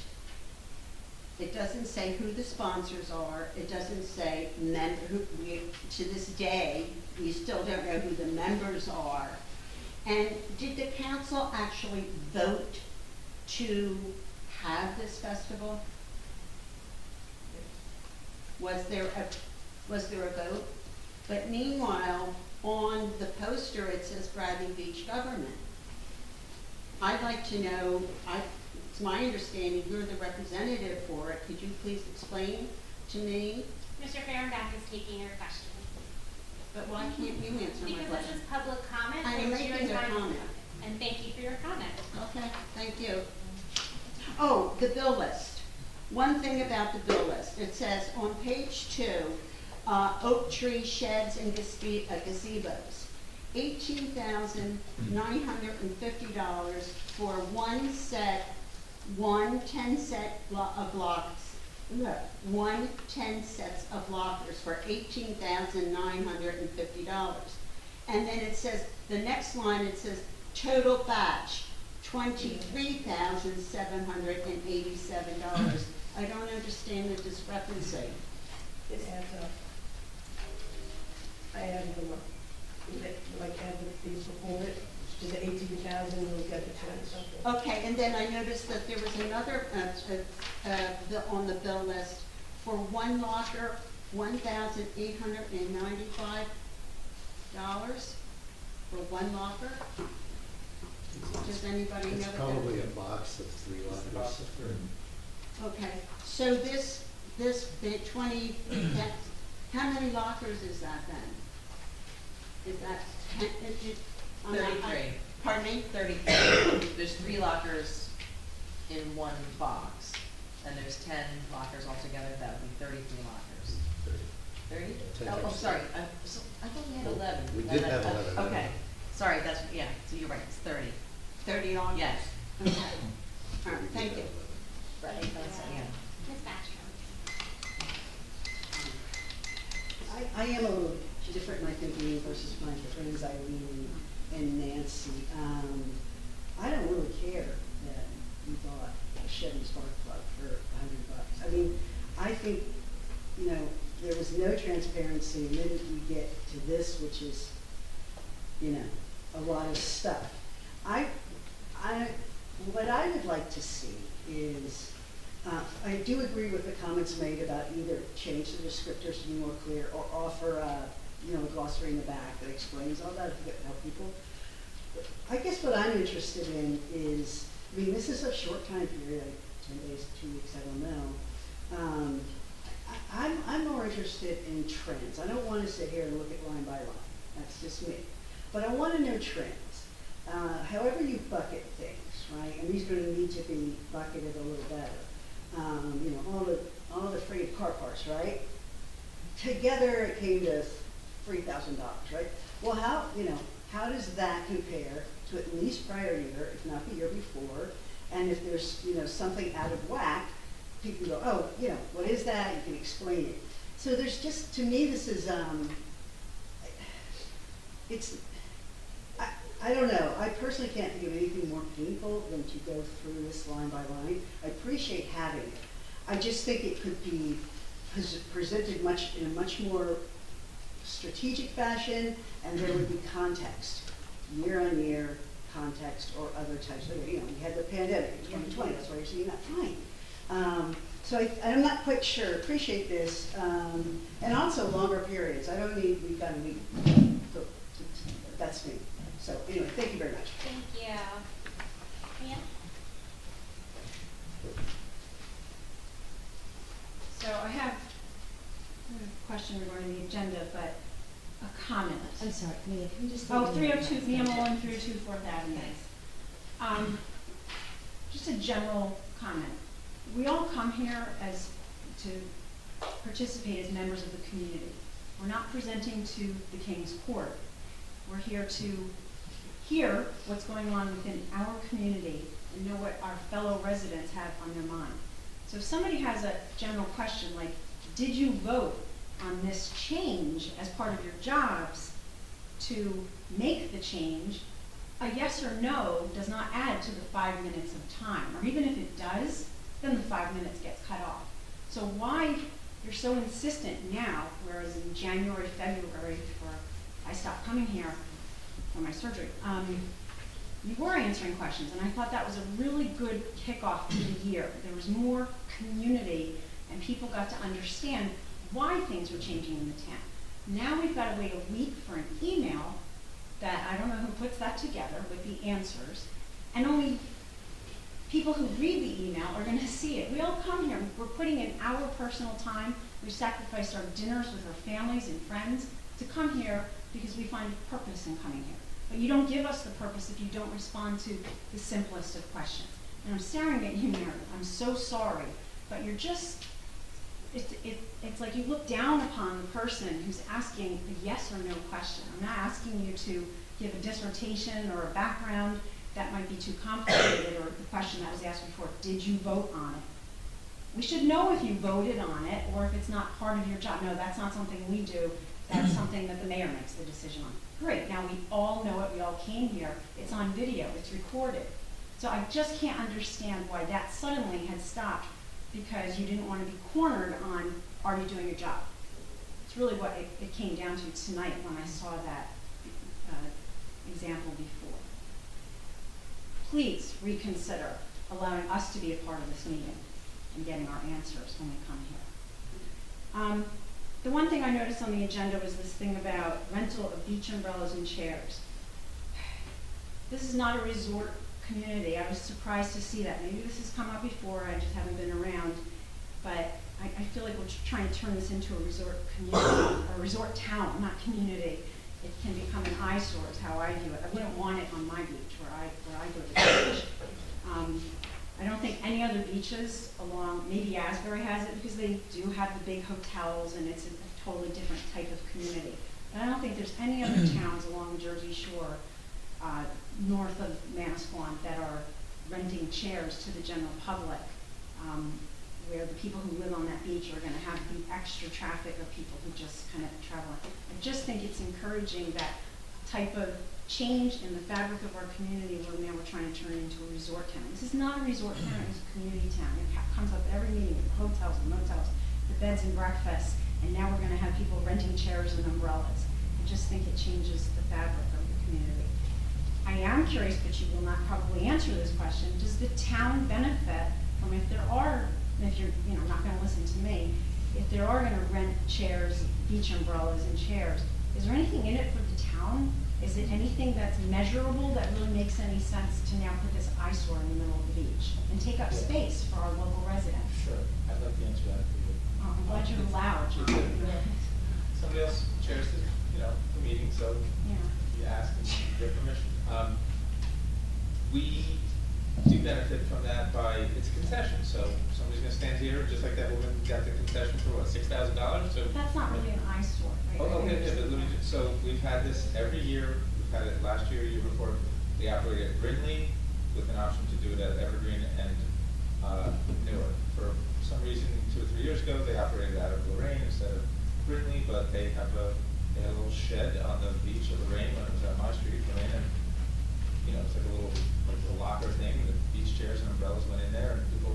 Okay, then maybe I'm wrong. I just pictured, I didn't know that that was there because it's not on my street, but I'm like, I would not want that on my beach. There's just not enough room to sit as it is, and then you're gonna have all these displayed chairs out. Yeah, I think it lets people, I think the chairs stay until, somebody goes and rents them, it's not like they put them all out and rent the space or something, but, it's a public beach after all, but, yeah, at the end of the day, it's a concession that we've had for years, and the reality is we used to get a lot more money for adding up all the concessions on the beachfront. We used to get a lot more money than we do now. You just heard that we had a Newark Avenue, the food concession at Newark Avenue, nobody was even here to bid on it.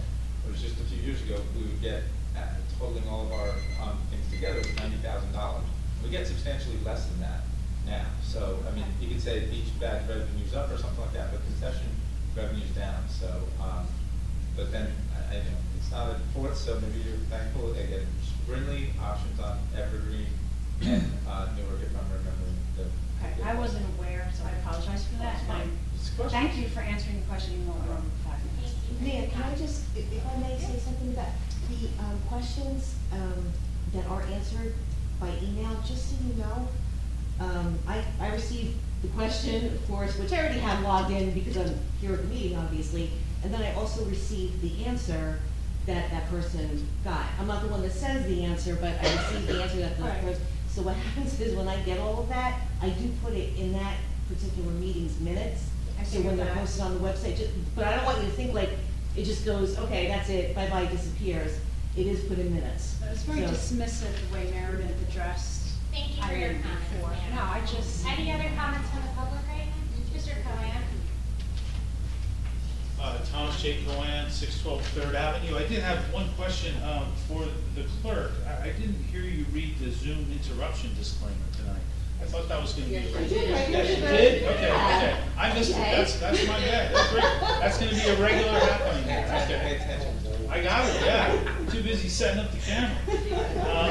Anyway, I'm going to go through this quickly without asking any more questions. This alcohol sales in parks that are restricted in the ordinance, I have a big problem with it. These are family events. They're not alcohol events. I would request that the council vote no to Resolution 146 and no to 148. The 130th anniversary is a minimal number of hours in a confined space with mostly residents who are going to walk home, and most of all, no children. So I find that we have all kinds of operations where people can get alcohol. Should not ever be in a park. I find that highly offensive. I would also like to say that I don't believe you should approve the municipal budget tonight, the introduction, because there should have been another workshop. And since the word was sent last time that it wasn't appropriate, there should be a workshop where we can look at real numbers. I've been to a number of towns reviewing their systems, and they are excellent. So they are very forthright, breaking down 50 slides, not 8 slides. It's really terrible. So I would advise you to vote no on that. And I was wondering, well, I guess that's a question. Mr. Fernbeck, will we be voting on the authorization of the roof system tonight? I do not believe so, no. Oh, okay, great. That's good to know. Let's see. Oh, on the beach rates, I would hope that you're gonna do $12 for the daily. We need to maintain our surplus, and people forget, a couple years ago, the surplus was 15,000 going into the summer. 1 year during Mayor Engelstadt's term. Unfortunately, we had a great summer, because I was nervous for the taxpayers. So I'd like to maintain that surplus and charge $12. I don't understand why we're doing a weekly badge. It's silly. It's more work. It's more badges. It just doesn't make any sense administratively. But then again, I'm just a member of the public. I would recommend a late season badge at a discounted rate after August 1st. Some towns do that currently, and that is another way to handle it. So that would be my comment on that one. And I just want to try to beat the buzzer here. On the bill list, I had one thing that I thought was a little odd. I'm just curious what it was. It is page 9 into page 10. It's titled Monmouth University, Inc., 1 camera and recording, $700. It's under events. It just seems like a lot to spend on an event. I just thought it was an unusual request. And also, I find it interesting that just the legal fees on here from the Bernstein Group for Oprah reviews are $4,890. I haven't really done very many, so I don't understand how the numbers got. But thank you very much, Councilman. Any other people? Gentleman in the back.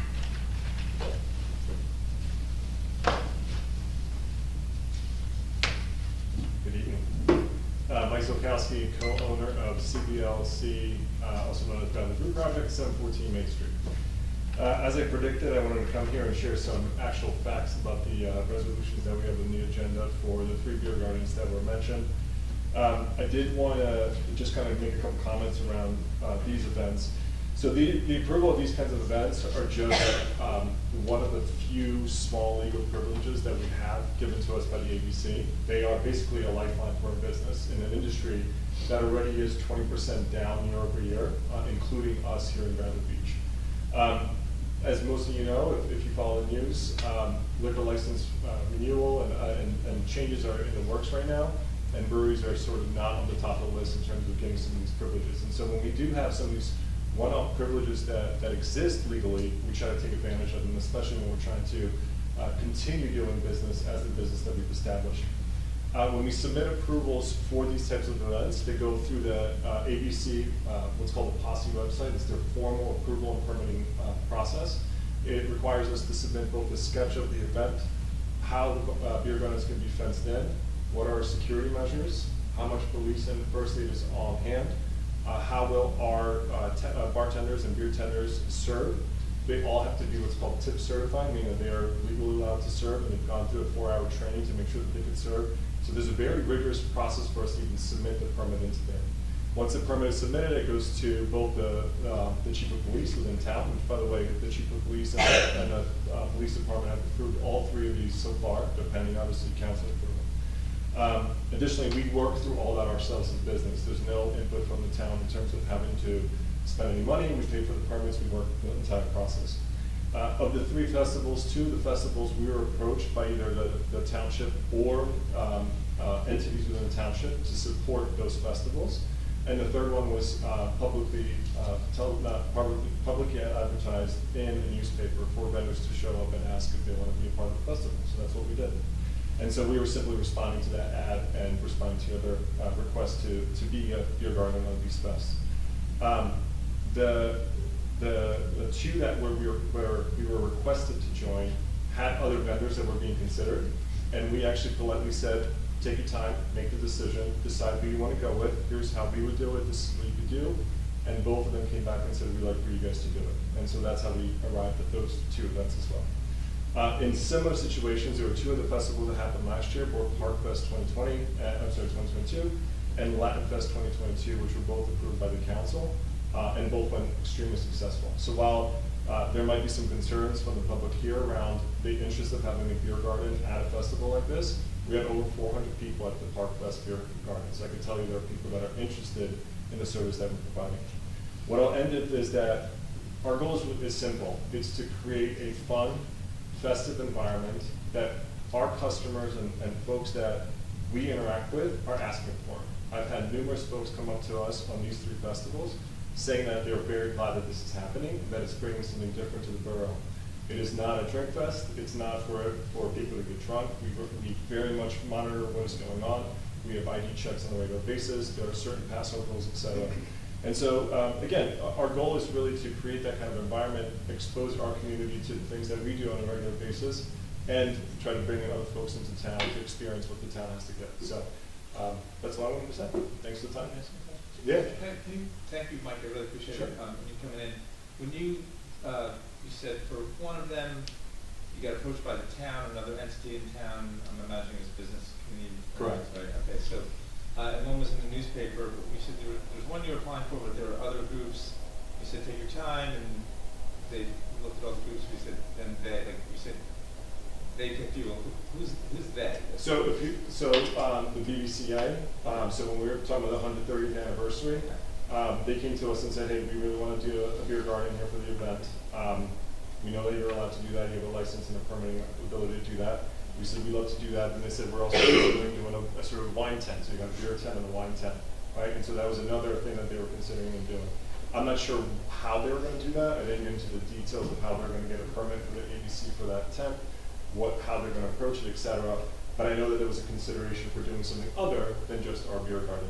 And so we said, no problem, we respectfully understand. Here's how we would approach a beer garden. Here's what you want to do. Tell us where you want to land. And they came back to us and said, we want to move forward with you guys. Right. And so maybe you can answer this because there's 7 places I think in town with liquor licenses. So do you feel like they all had people shot at this, or I think so, because even in the 130th anniversary one, I think there was a request for any member of the Alliance to be a vendor at that event.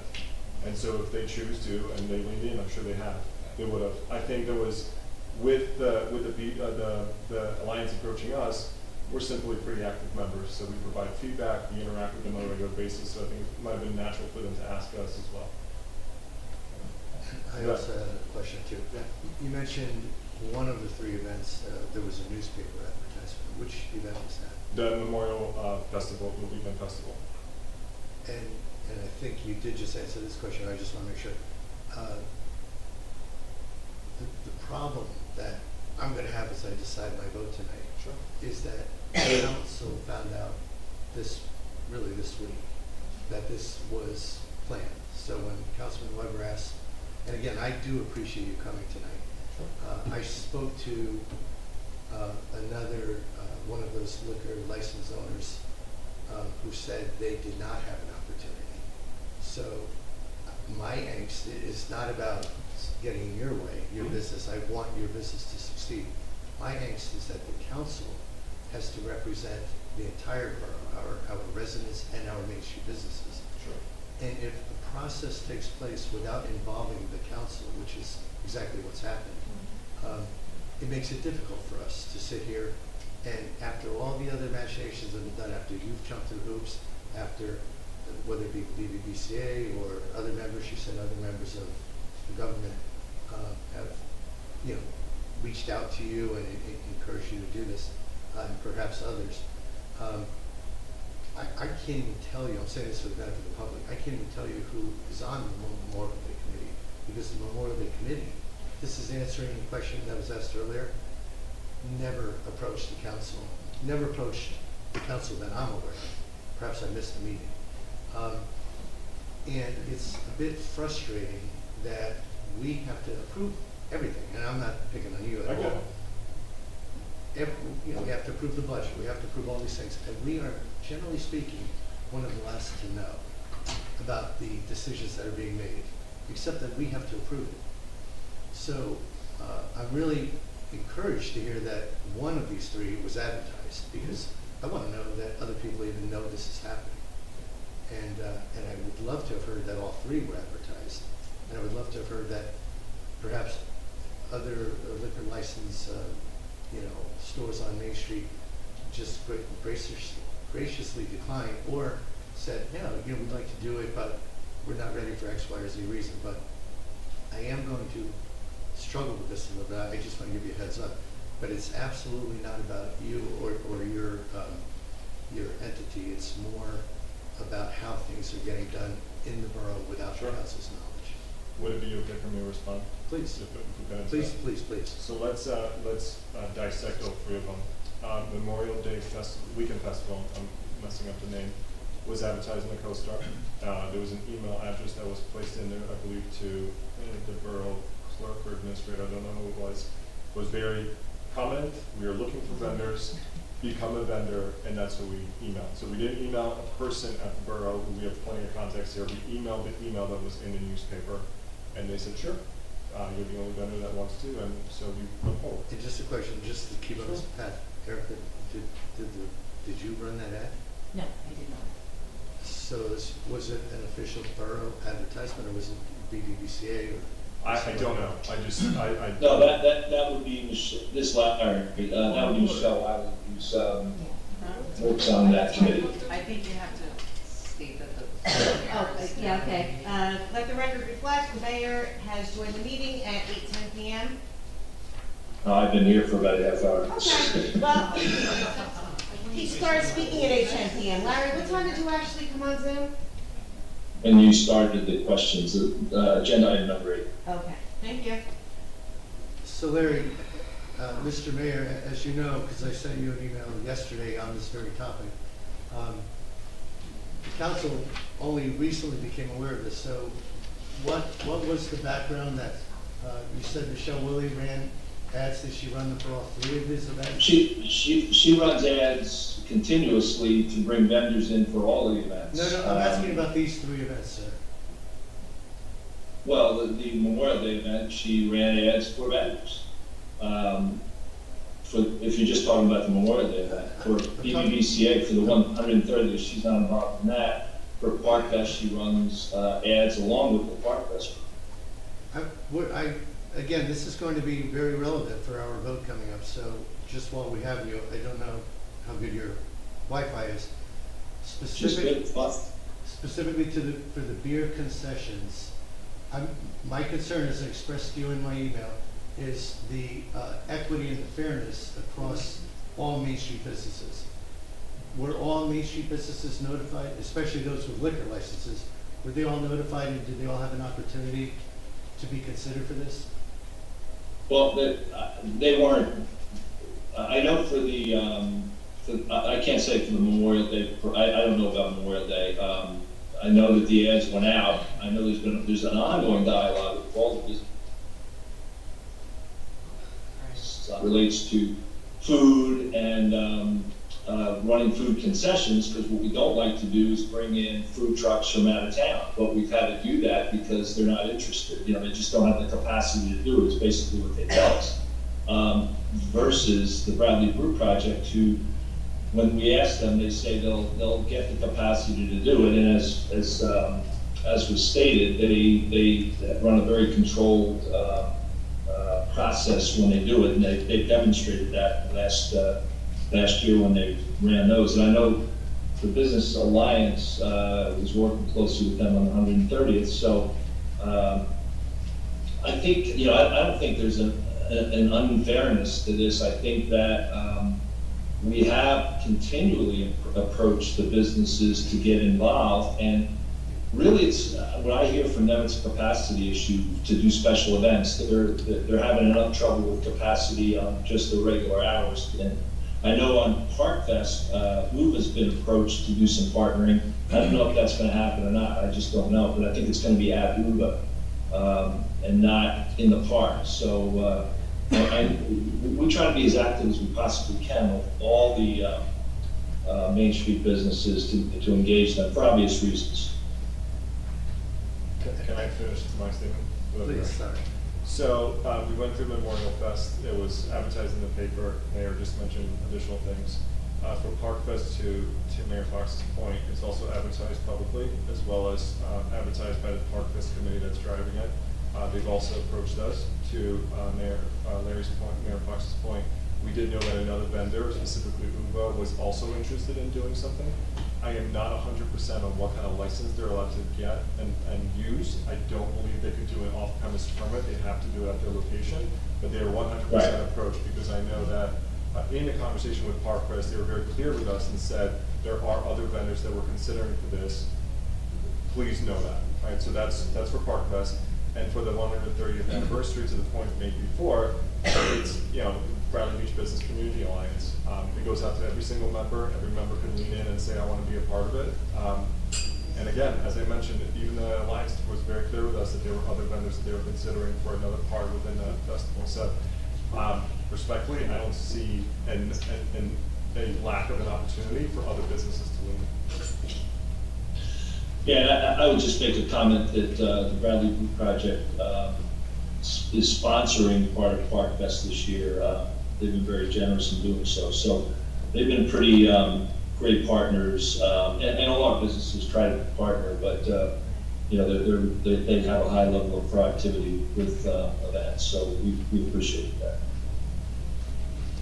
If I may say something too, I believe the permit that you're applying for, limited brewery, would be different than, say, someone that has an actual liquor license like UVA, Shore Wines and Liquor. Like, these are two different licenses.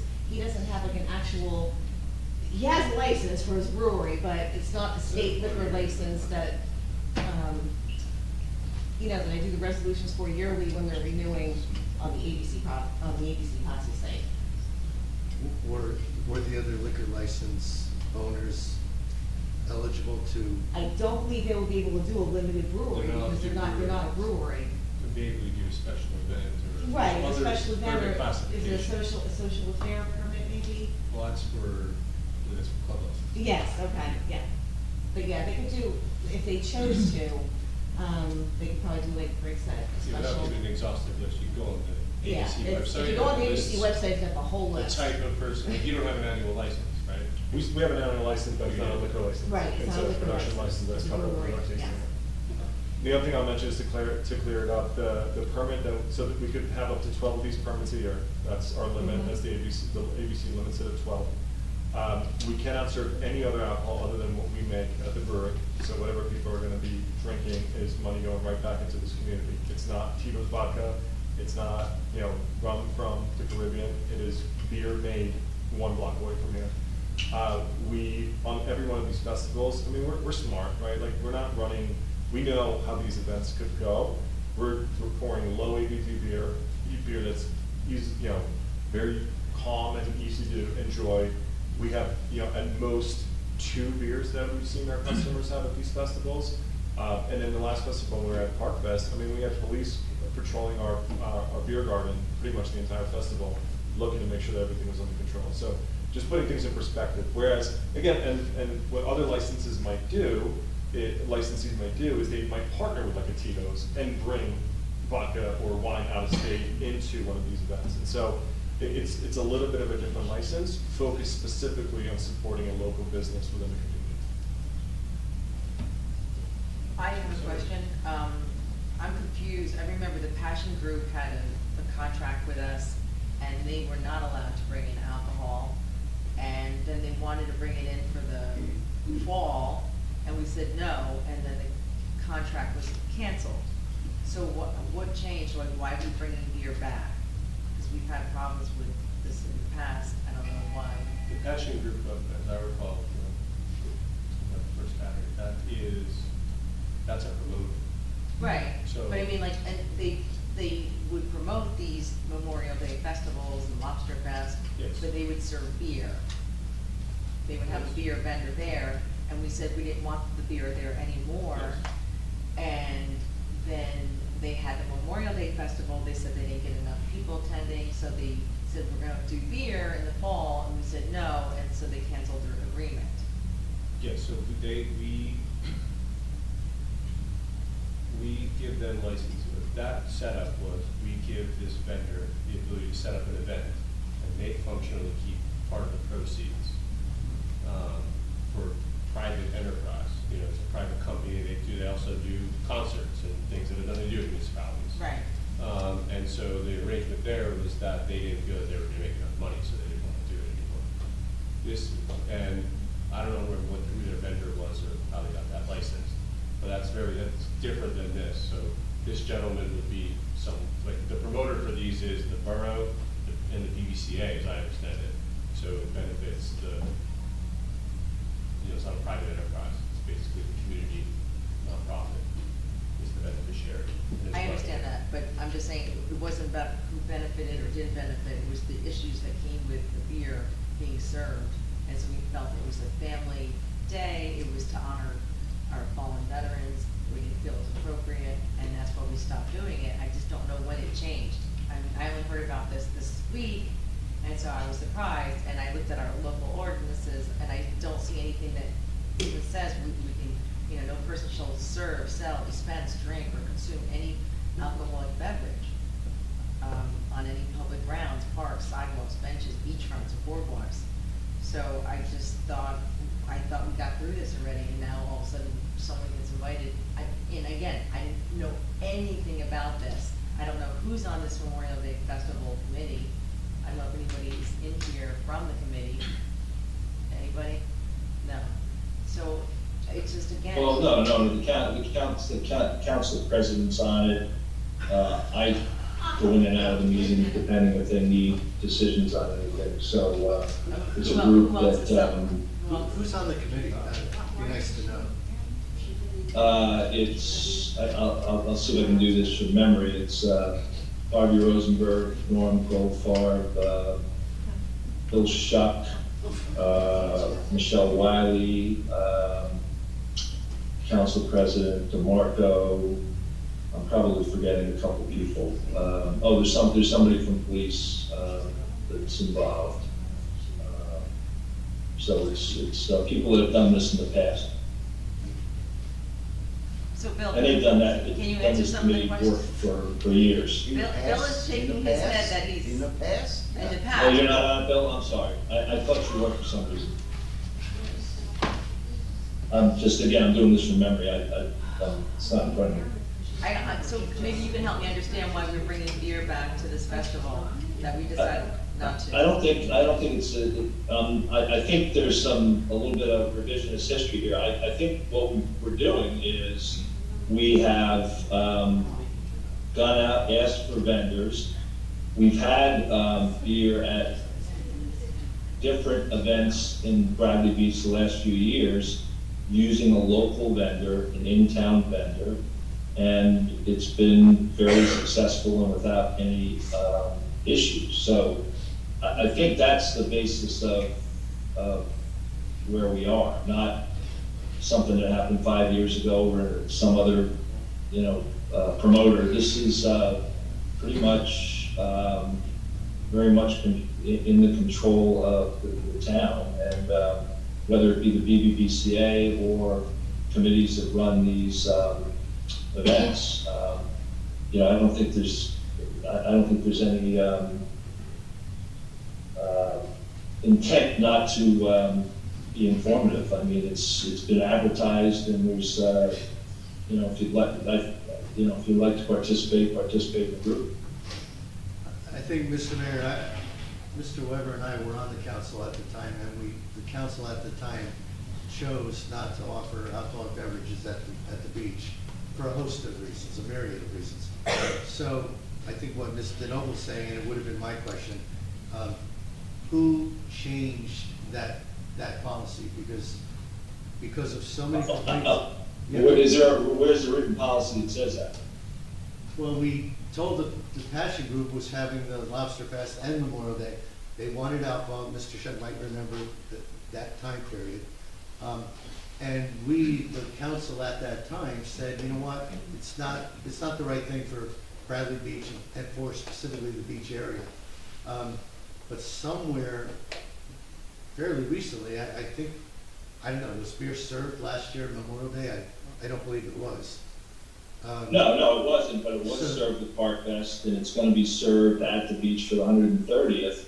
The ordinance permits you to do that. I think what we have here is a very controlled, local business, beneficial situation, and I think that's what kind of beget this. There's no hidden agenda here. It's, I think, promoting our local businesses and doing it in a very controlled manner. I think it was described by the owner on how it's gone, and I've attended all those events, and they've been pretty successful events that, people have enjoyed. So I think that's the basis. It's not going back to, Lobster Fest 6, 7, 8 years ago got to be very big, very cumbersome, and a lot of, it became big. This is not big. This is small stuff in a small town, in my opinion. And so that's, the basis wasn't anything but that. That's purely the basis. One more point, if I may, so there's no confusion. The beer garden is 100% fenced in with a very small entrance that we have somebody standing at checking IDs and providing wristbands at all times. And so I don't want anybody walking away from here thinking that you're going to have people drinking beer and throwing cans across the boardwalk. It's very much enclosed in a roughly, call it a 30 by 60 area. I mean, when we did it in Park Fest in Riley Park, it was the southwest corner part of the park that was very much, sort of secluded and enclosed. And so, again, I just don't want anybody walking away thinking that this is free reign on the boardwalk. It's very much controlled. No, that's correct. And the police, as you said, are kind of stationed there too. Yeah, and who have reviewed and approved all of our paperwork. Okay, I think I'm done. Okay, unless there's any more specific comments for Mike, then we can save all the other comments for the actual discussion. We're still in another time. Exactly. Yes. Thank you. Thank you. Ms. Gavin? No, you go.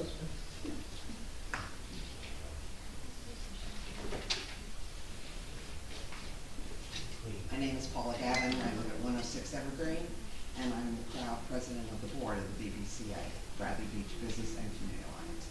So I just wanted to give the facts on the 130th celebration, which is joint with the borough. We did agree that we wanted to have a brewery there and we wanted it to be a local. I did approach Mike and Chelsea to invite them to be considered, and they were eager to do it, and happily so, given I knew that they had had experience and I knew what the laws were related to brewery. I did advise all of the other businesses in town that we were doing that, and I had no one come forward to say they were interested in doing it. We did consider a wine garden, and I want to be very factual. We talked to the PTA, we talked to other nonprofits in town, including ourselves. None of us felt that we had the experience or the ability to do that in an effective way, so we backed off of the wine garden. So I just wanted to clarify and be as transparent as that's how it came. We wanted a beer garden. We thought we wanted only a local one, of course. That's a good project. I did advise all of the other alcohol licensed businesses, but on the wine garden, we backed away from it based on our experience as a nonprofit, never having done it. We wanted to put our focus on the actual event and the party for 300 people to celebrate our 130th. Thank you. Ms. Gavin, just a quick question for you. Thanks. So, and we know I've complimented you publicly a million times. I think you've done a wonderful job with the BBCA, and you continue to do a wonderful job. So, but for every 5,000 compliments, I have to have one, at least question that helps me understand some of the facts that currently I don't. You've been working with, as you approached all these businesses, you did that because someone somewhere in this process decided it would be okay to have beer at the beach on Memorial Day. Well, she was talking about the 130th. I'm talking about the 130th. Oh, I thought you were involved. No, I'm just the 130th. Oh, okay, okay, very different story with that. That's the one that I think from the beginning I don't feel like I have a problem with, but I was concerned, I remain concerned about Memorial Day, and I'm still trying to figure out who decided it was okay to have beer at Memorial Day. I think it sounds like it might have been the Memorial Day committee that I thought they all resigned about 4 years ago. So I'm surprised they're still, I'm happy that we have these volunteers, but I haven't heard from them in a number of years. So again, that's not your issue. Yes, we do have 130th. They've been doing it for a couple of years now. We were down for COVID, as you remember, for 2 years. They came back in last year at the request of the then council president because we needed people to staff that committee. I don't want to And leave they've done a good it job. dismissed. No, but you were only focused on the. We're just 130th. focused on the 130th, and I just want to say again, you know, we had a decision we made was that it would be adults only. We wanted to have a brewery, we wanted to have a beer garden. Very much, I went to Mike and Chelsea, they were so supportive of the idea, but I did inform all the others. And then, as I explained, I want to make sure it's on the record that on the wine garden, we were looking at it, but we just didn't feel any of our nonprofits felt comfortable in managing it. And I want this to be a celebration. I want this to be our town coming together and really recognizing how great a town we have. So that is our goal. And right now we have about 90 people registered and we have spots for 300. Thank you. Thank you. Ms. Daftram, I'm sorry, but it's a single instance to speak per, so we'll have to get you at the end of the meeting. I just didn't want you to think I was ignoring your hands. Oh, no, it's okay. All right. Gentleman in the back?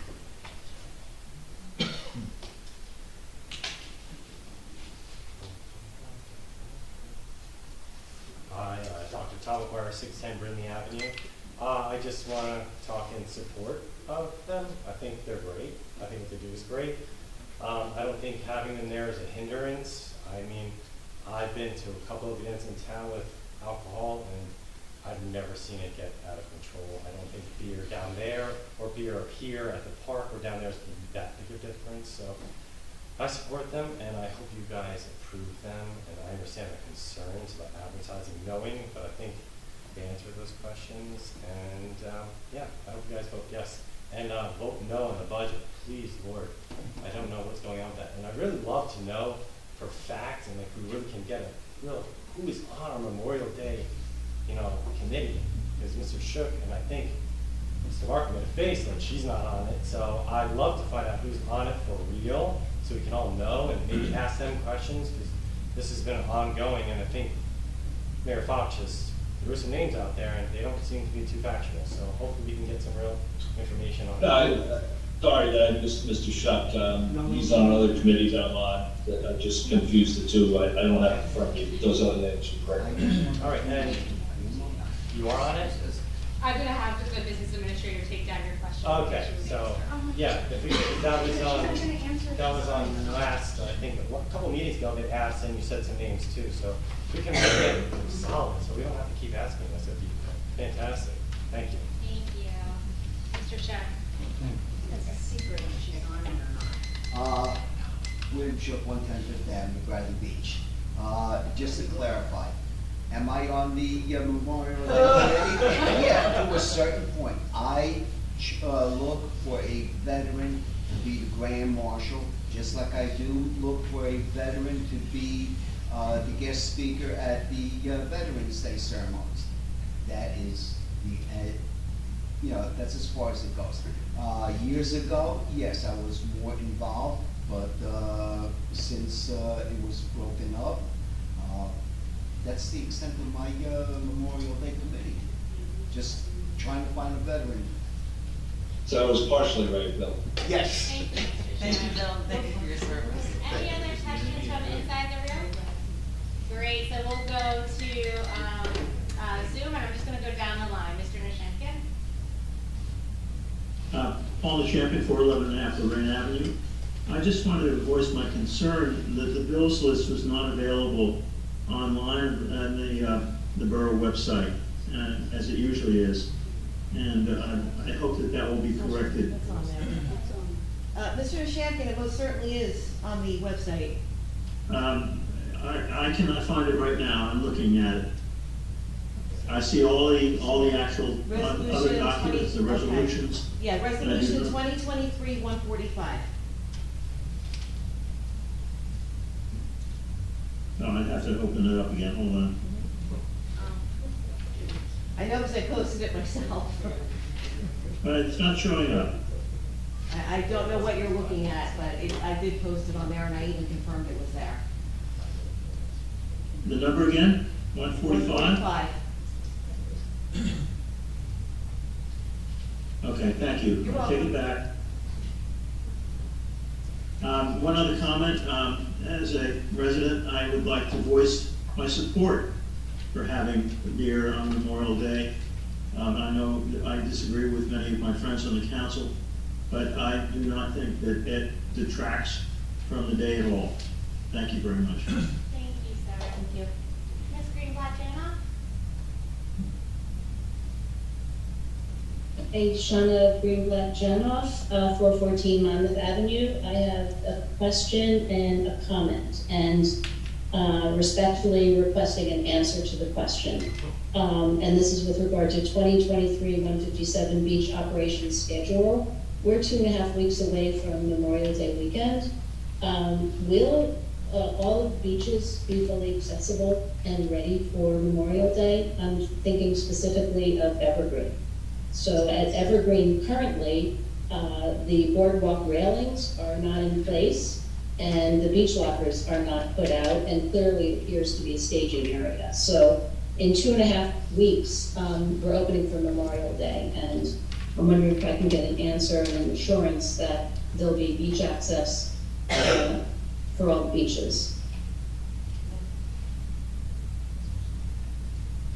This is the question that I'm hoping to get an answer on tonight. I'm gonna have to speak with the Public Works Director and make sure. I can't imagine that it's not on his schedule, but I'm not going to make a representation without speaking to him. Sounds fair. Okay, because Evergreen represents a very big part of the southern population of Bradley Beach. It would be a big infringement on the residents if we can't access the beach. Use our beach badges that we've paid good money for, use our beach lockers that we've paid good money for. I guess I question that this was done so close and so tight with the opening of summer, and perhaps there were some logical reasons for that, but I'm very concerned about that access, and I know that I speak for other neighbors of mine who also use the Evergreen Beach. I haven't seen anything about it in the Mayor's weekly emails. I can include that in this week's, but I need a briefing I'm out of town, so I need a briefing from the engineers, but our intent is to have everything open, but I don't want to make that commitment either until I hear from the engineers. Okay, so I guess I'll reserve any further comments until we get some clarity on that. This is, this is a beach community, so for us not to have access to that, the railings aren't even up yet. I'm not sure why that's not completed. Because of bordering issues with some supply chain issues, but we're focused on a beach opening. Okay, because I see new railings placed in other locations, and I see a partial railing, and then I see no railings. So this is kind of important. So I would just like to also make a comment in support of the concerns of Council Jane and Al, and perhaps John, I'm not sure, with regard to Memorial Day. Memorial Day is a solemn time. I know that communities come together to honor those who've fallen, but it's kind of disrespectful, I think, to have libations. I have witnessed Memorial Day in Israel, and as you know, the impact on families personally within this very small country is very meaningful, and it is an unbelievably solemn day. And my Israeli friends think that Americans on Memorial Day go shopping, that there are sales, and have barbecues. And it just completely loses the meaning of Memorial Day. So I think, the 130th anniversary, that's a whole different thing. But I think that, we should consider a degree of respect for the reason for that holiday that we honor. Thank you. Thank you for your comment. Mr. Greenberg? Hi, Don Greenberg, 302 Park Place Ave. I'm going to, again, disagree with my friends on council and the audience. I don't have an issue with the beer garden per se, if it's run right. What I do have an issue with is the process involved and council finding out at the last minute. If there is representation from council on the Memorial Day Committee, either in the form of the mayor who's on council or Mr. DeMarco, who's the council president, then they have a duty to inform the other council members of what's going on in a timely manner, not at the 11th hour. So again, while I do not have a problem with beer at the events, and I love Bradley Brew Project, those guys are great, been going there since they opened, love Unicorn Girl, it's awesome. There is a way to do this and have a process that is fully transparent, which obviously this process wasn't, because council didn't know about it until I believe they said this past week. So that's my comment. Thank you for your time. Thank you, Mr. Greenberg. All right, we're going to close public comments. Thank you, everybody, for your comments. We'll be moving on to ordinances. There are no ordinances listed for introduction or adoption, so that will lead us into communications. We have 3 communications. A memo dated May 10th to the Borough Council from Mayor Fox and Biagio Copone regarding seasonal employees, DPW. A second memo dated May 10th to the Borough Council from Mayor Fox and Richard Johnson, Chief Lifeguard, regarding the 2023 season employees, lifeguards. And lastly, a memo dated May 10th from Mayor Fox and Sean Peter, beach manager, regarding beach cashiers and gate guards. We will now move on to resolutions, both consent and individual. Clerk, can you please read the consent agenda? Absolutely. Resolution 2023-145 will be the bill list for May the 10th of 2023. 2023-146, approving a limited brewery off-premises event permit ABC application to CB LLC for the Memorial Day Festival on May 27th and May 28th at the Promenade on Ocean Avenue.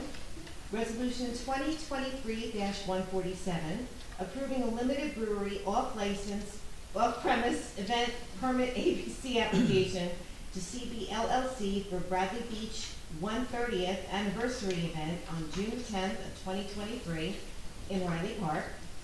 Approving a limited brewery off-premises event permit ABC application to CB LLC for the Bradley Beach Park Fest event on July 9th of 2023 in Riley Park. Resolution 2023-149, authorizing various mercantile license fee refunds for state licensed businesses throughout the borough.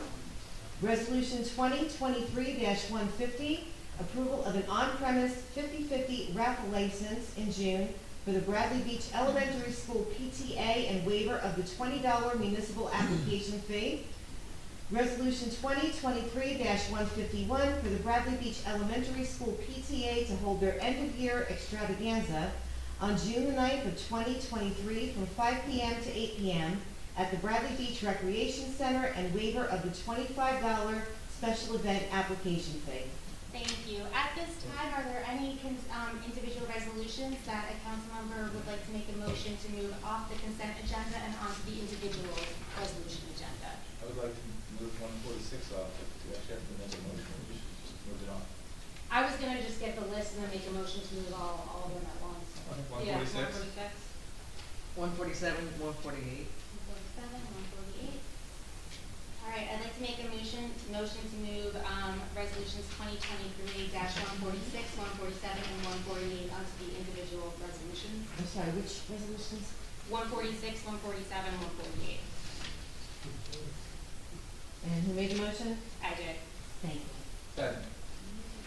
Mr. Marco? Yes. Mr. Noble? Yes. Mr. Gubatose? Yes. Mr. Weber? Yes.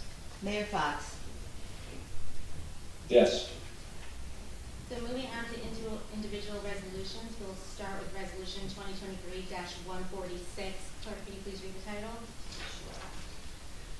Approving a limited brewery off-premises event permit ABC application to CB LLC for the Memorial Day Festival on May 27th and May 28th at the Promenade on Ocean Avenue.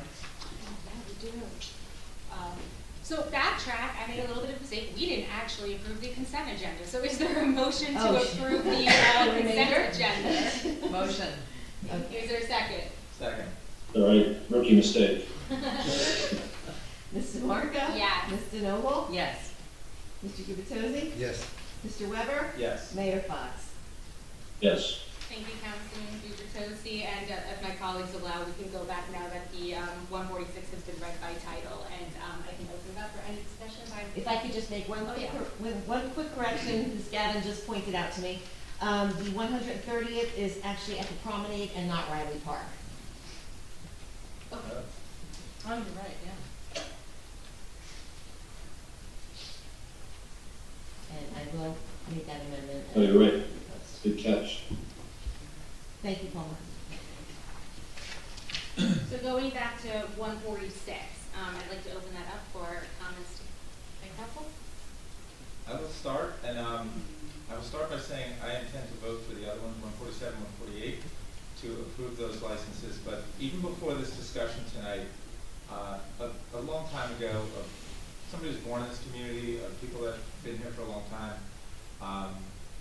that were actually veterans, expressed to me the solemnity of Memorial Day and what we're really supposed to be doing.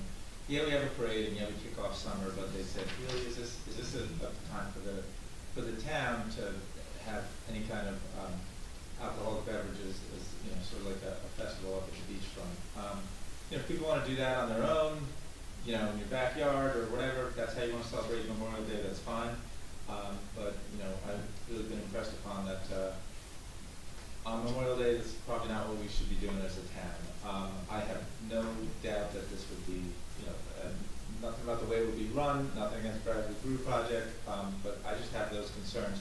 Because like Councilman Gubitosi said, we had it without that, and then we went to Memorial Day Festival or festivals at the beachfront with beer, and we decided we didn't want to do that, and we moved away from that. So I truly was not aware that we were going back to this. It would be great if, I know they work hard and they plan all year long, but it would be great if the Memorial Day Committee would kind of come to the council and just give us an update and say, hey, this is what we're thinking, this is what we're planning. And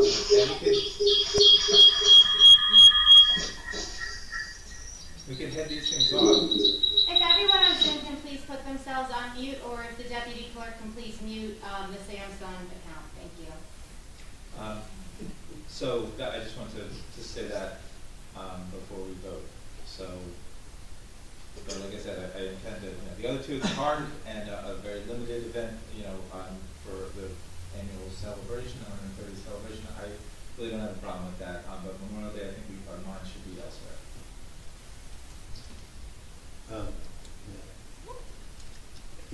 I would echo what Councilman Weber said. I really had reservations about this, absent my frustrations with the lack of process.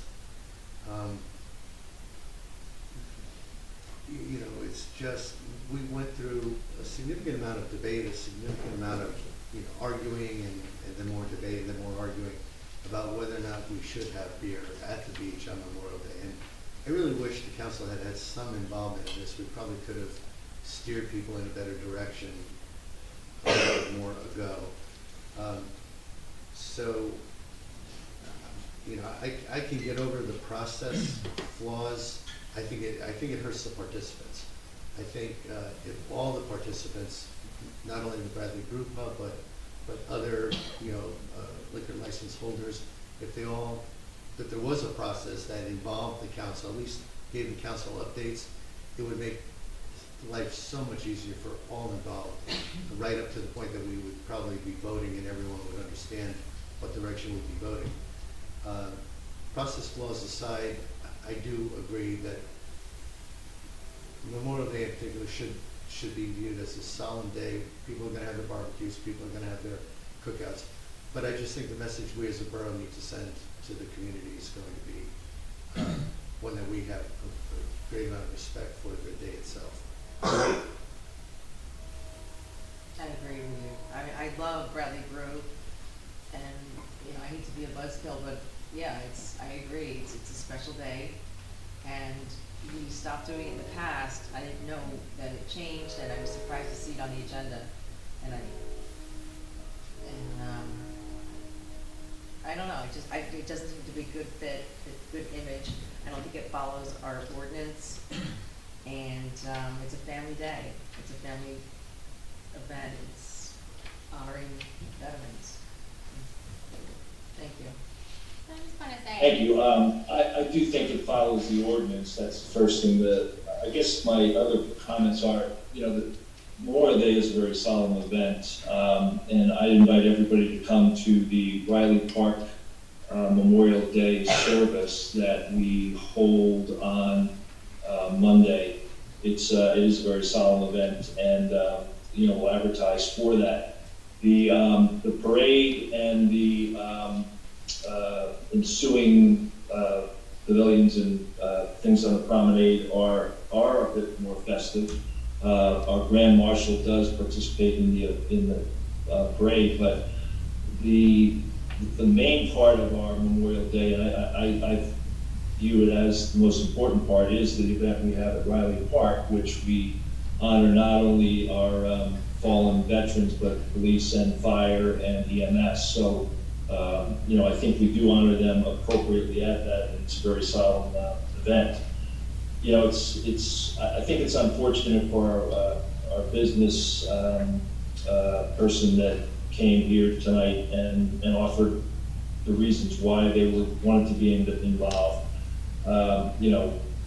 We empower some of these committees to get work done, and maybe this was an oversight on their part and didn't understand the sensitivity, but they did advertise in the newspapers, and they did go through the process the way that they thought they should be. So that's unfortunate, but we've had a lot of success with other events like Latin Fest, Park Fest, and both Memorial Day and Veteran Day events, and we're going to continue to do that. So I hope we can both move forward and vote this positively. I have one question, and forgive me because I'm not sure if we'll be able to answer. Has any event that BPP has had a beer garden at, has there been an uptick in disorderly conduct or any tickets given out as a result of over-serving at the event? No, we don't have any problems at any of these events, and we don't really supplement. We don't provide any additional manpower specifically because of a beer garden or another event. We have specials that are designated for any event. Lots of times they're already there for either Main Street Detail or on Ocean Avenue, and we just designate a couple of them to concentrate on that area, and then they take turns swapping out throughout the day. Thank you. So I do have a different opinion of my council colleagues. I do think this would be great for the community. This applicant has done beer gardens before with a proven track record of success, and this seems like the natural progression for either of them. That being said, definitely have listened to my council colleagues and their concerns and questions.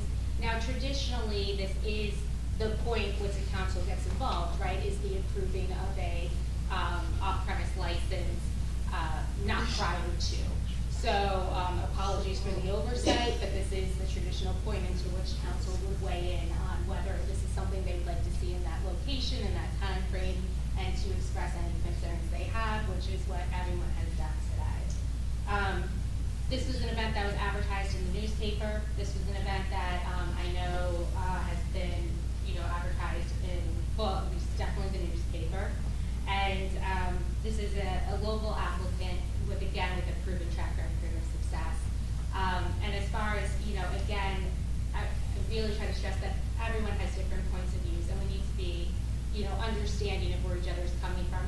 Just like you've had conversations with veterans, I've had conversations with veterans, including my partner, who's an Iraqi war veteran, and he did not find anything wrong with having a beer garden on Memorial Day. So it's just about, while we may not agree, just recognizing where each other comes from and understanding that point of view. Thank you. Okay, I'll make a motion to approve 2023-146. I'll second. Ms. DeMarco? Yes. Ms. DeNoble? No. Mr. Gubertozzi? No. Mr. Weber? No. Mayor Fox? Yes. Thank you. Would any council like to make a comment, or actually, I'm sorry, clerk, can you please read by title 2023-147? Yes. Approving a limited off-brewery premises event permit ABC application to CD LLC for Bradley Beach 130th anniversary event on June the 10th, 2023 at the Promenade. Are there any council comments regarding resolution 2023-147? I have one. I do feel this is more consistent with our ordinance. It does have, let's see, chapter 123A.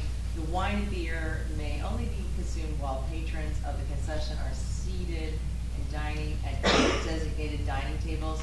So I do feel this is more consistent with our ordinances. Thank you. My only comment is, and it's in conflict with what Ms. Gavin shared with us earlier, but I was told by one member of the BBBCA that they would have liked an opportunity and that they were informed of the Bradley Brew project's role. They were informed of it, but that was after the decision had been made. So I don't know what side of that discussion to believe. I'd say no matter how this vote turns out, I would just ask, you know, the wonderful work that the BBBCA does, I would just ask that you continue to strive for that level of excellence where all of our Main Street resident businesses, you know, feel like they have equal opportunities. Perhaps you're doing that already, but at least one business indicated they didn't feel that way. Any other comments by council? All right, is there a motion to approve resolution 2023-147? I'll make a motion. Is there a I will second? second it. Mr. Marco? Yes. Mr. Noble? Yes. Mr. Gubatose? Yes. Mr. Weber? Yes. Mayor Fox? Yes. And clerk, would you please be able to read 2023-148? Yes. Approving a limited brewery off-premises event permit ABC application to CB LLC for the Bradley Beach Park Fest on July the 9th of 2023 in Riley Park. Are there any council comments regarding 2023-148? I do have a question. Was this advertised? I can't remember. For other businesses to participate? I don't know if it was advertised, but I know Park Fest, the organizers have been talking to businesses in town. I can't say that they've talked to every business, but they've tried to engage businesses in town. But it wasn't advertised? You don't know? I don't know the answer to that. Okay. And who are the organizers for this Bradley Beach Park Fest? I don't have the name in front of me. I can get you the name of the organizer. Is it the tourism? No, it's an outside group that organizes, because they basically take, they secure the bands, they do a lot of the organizational and administrative work for it. They do this in other towns, 3 or 4 other towns, Jersey Shore. We can get you the name of it. What's your question, Councilman? I just want to know if it was advertised and if you knew the people that created this Park Fest. But I met with them, I just don't have that detail in front of me. So but it sounds like it's an outside group, like, I know, I'm sure it's not the passion group, but just like we used to hire the passion group to put on the festivals up Yeah. at the beachfront, so it's a group like that. And Yeah. Okay. so it's a the first time. promotional group, but you don't know the name? I don't have it in front of me, I'm out of town, I'm sorry. But you met with them, correct? Yes, I can get you that name. Councilman DeNoble, would you feel more comfortable, because this is a July 9th event, I'm assuming it's not something that has to happen tonight? No, I gotta let the ABC know. You gotta let the that, ABC know, yeah. right, okay. Okay. Are there any other questions or comments by council? Is there a, motion to approve resolution 2023-148? I'll make a motion to approve. Second. Mr. Marco? Yes. Mr. Noble? I'm really torn on this one. I feel bad that this brewery was roped into this and we don't know anything about it. I don't even know what to say. I mean, in our ordinance they say we really can't do this in parks. So I don't even know what to say. I'm gonna have to say no at this point, because I don't know anything about this. I don't know who the organizer is, and I think it's a family event, so I just don't. Well, we held the event last year. Okay, so, but you don't remember who ran it last year? No. The same group ran it, I just don't have the name in front of me. Yeah, it's just, we need better communication with this. I don't know, I can't say yes to it. I have to say no then. Mr. Gubatose? Okay, so it's established we need better communication. We've been saying this about every topic that comes before the council, but I'll say it again.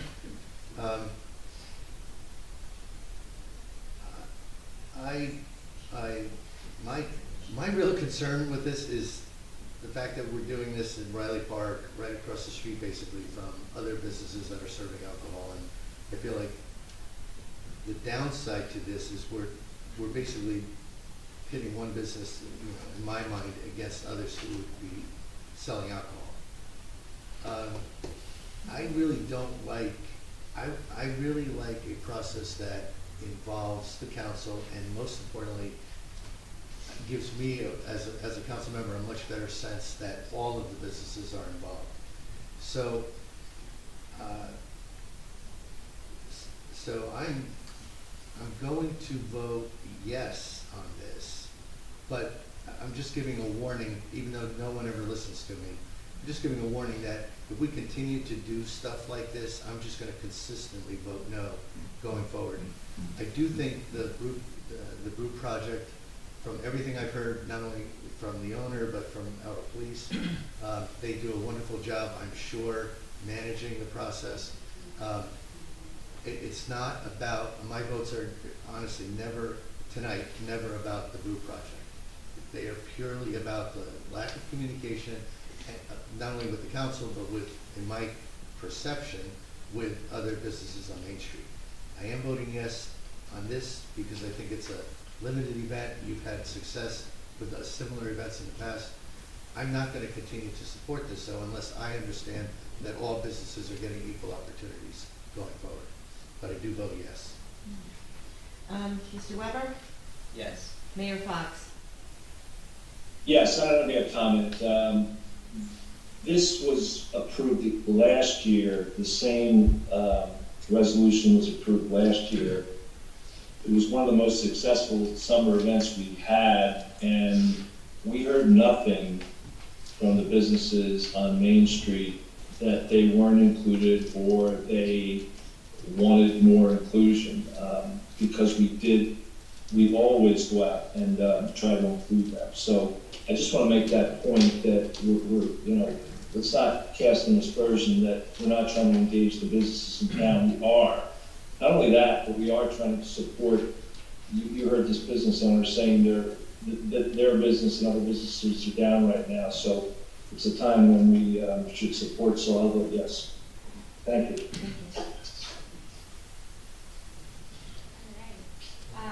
Moving on to individual resolutions, resolution 2023-152. Resolution reappointing Erica Costas, registered municipal clerk, as the municipal clerk of the borough for a 3-year term beginning on April the 28th of 2023 and expiring on April the 27th of 2026, thereby granting tenure to said borough employee pursuant NJSA 40A:9-133.7. Are there any council comments? I would like to make the motion to approve resolution R 2023-152. I would like to second that. Thank you. Mr. Marco? Yes. Mr. Noble? Yes. Mr. Gubatose? Erica, I'm amazed that you want to continue. So is she. But I wholeheartedly vote yes. Thank you. Thank you. And congratulations.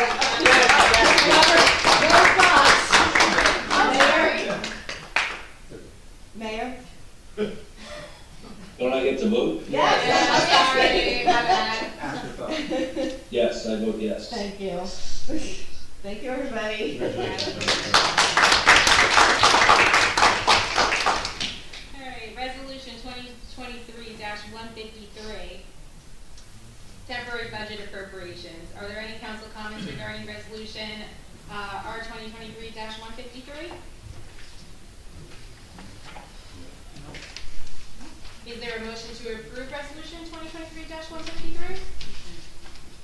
So moved. I'll make a motion to approve 2023-153. I'll second it. Mr. Marco? Yes. Mr. Noble? Yes. Mr. Gubatose? Yes. Mr. Weber? Yes. Mayor Fox? Yes.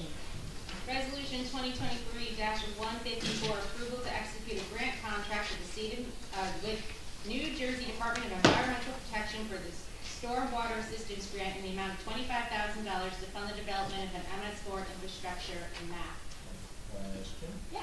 If I can ask a question, hopefully, Greg will know this answer. It seems like, so we're getting a grant from the state for $25,000, but am I right in assuming that we're gonna turn most of that over to our engineer to make a map of our stormwater system? You're correct. It's a grant from the state to satisfy a requirement that they have. And it's providing, I think, 244 municipalities with a subsidy to be able to take care of what's a state mandate. Okay. I have a question. Yep. Okay. Is it a matching grant? No. Okay, do we know how much it's going to cost us to do this map? We've asked for one proposal so far. We'll see how it comes in. My hope is it's coming in below 25,000 because you don't have any money for anything else. Exactly. Any further council comments? Is there a motion to approve resolution 2023-154? Motion to approve. Is there a second? Second. Mr. Marco? Yes. Mr. Noble? I'm gonna say no. Mr. Gubatose? I'm going to say yes. Mr. Weber? Yes. Mayor Fox? Yes. Resolution 2023-155, authorizing the mayor and municipal clerk to execute the fiscal year 2024 through fiscal year 2026 revised amendment agreement with Monmouth County for cooperative participation in the community development program pursuant to the interlocal services agreement. Are there any council comments regarding resolution 2023-155? I have a confirming question, really. I think I know the answer already, but my understanding is that this resolution is basically something we file with the county to make us eligible for applying for grants at a later time.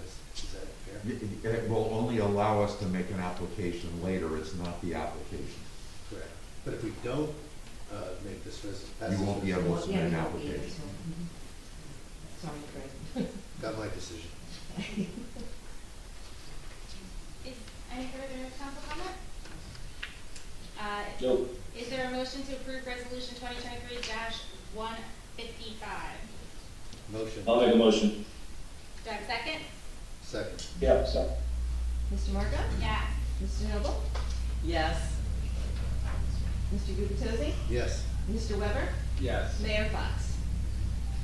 Yes.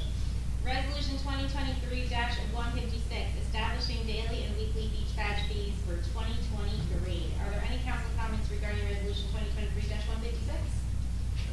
I have a comment and or a question.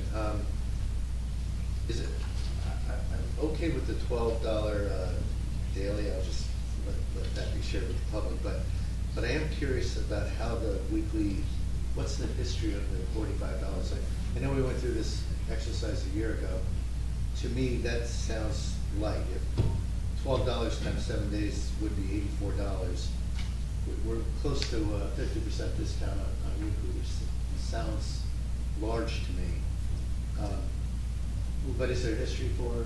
Well, last year's the first year that we had weekly, we tried weekly batches for the first time last year. Yeah. And we went back and forth and we settled on whatever it was. I don't know if it was 45 last year, but it was 40 or 45. The idea is somebody comes down and rents a house for a week, you know, they're either doing 12 times, you know, 84, or they're buying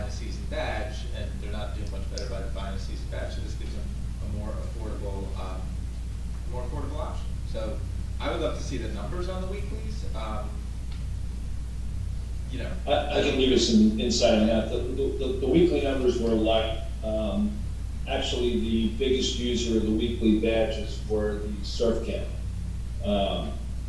So we had a lot of people coming in, buying the weekly badge when their kiddos were going to surf camp.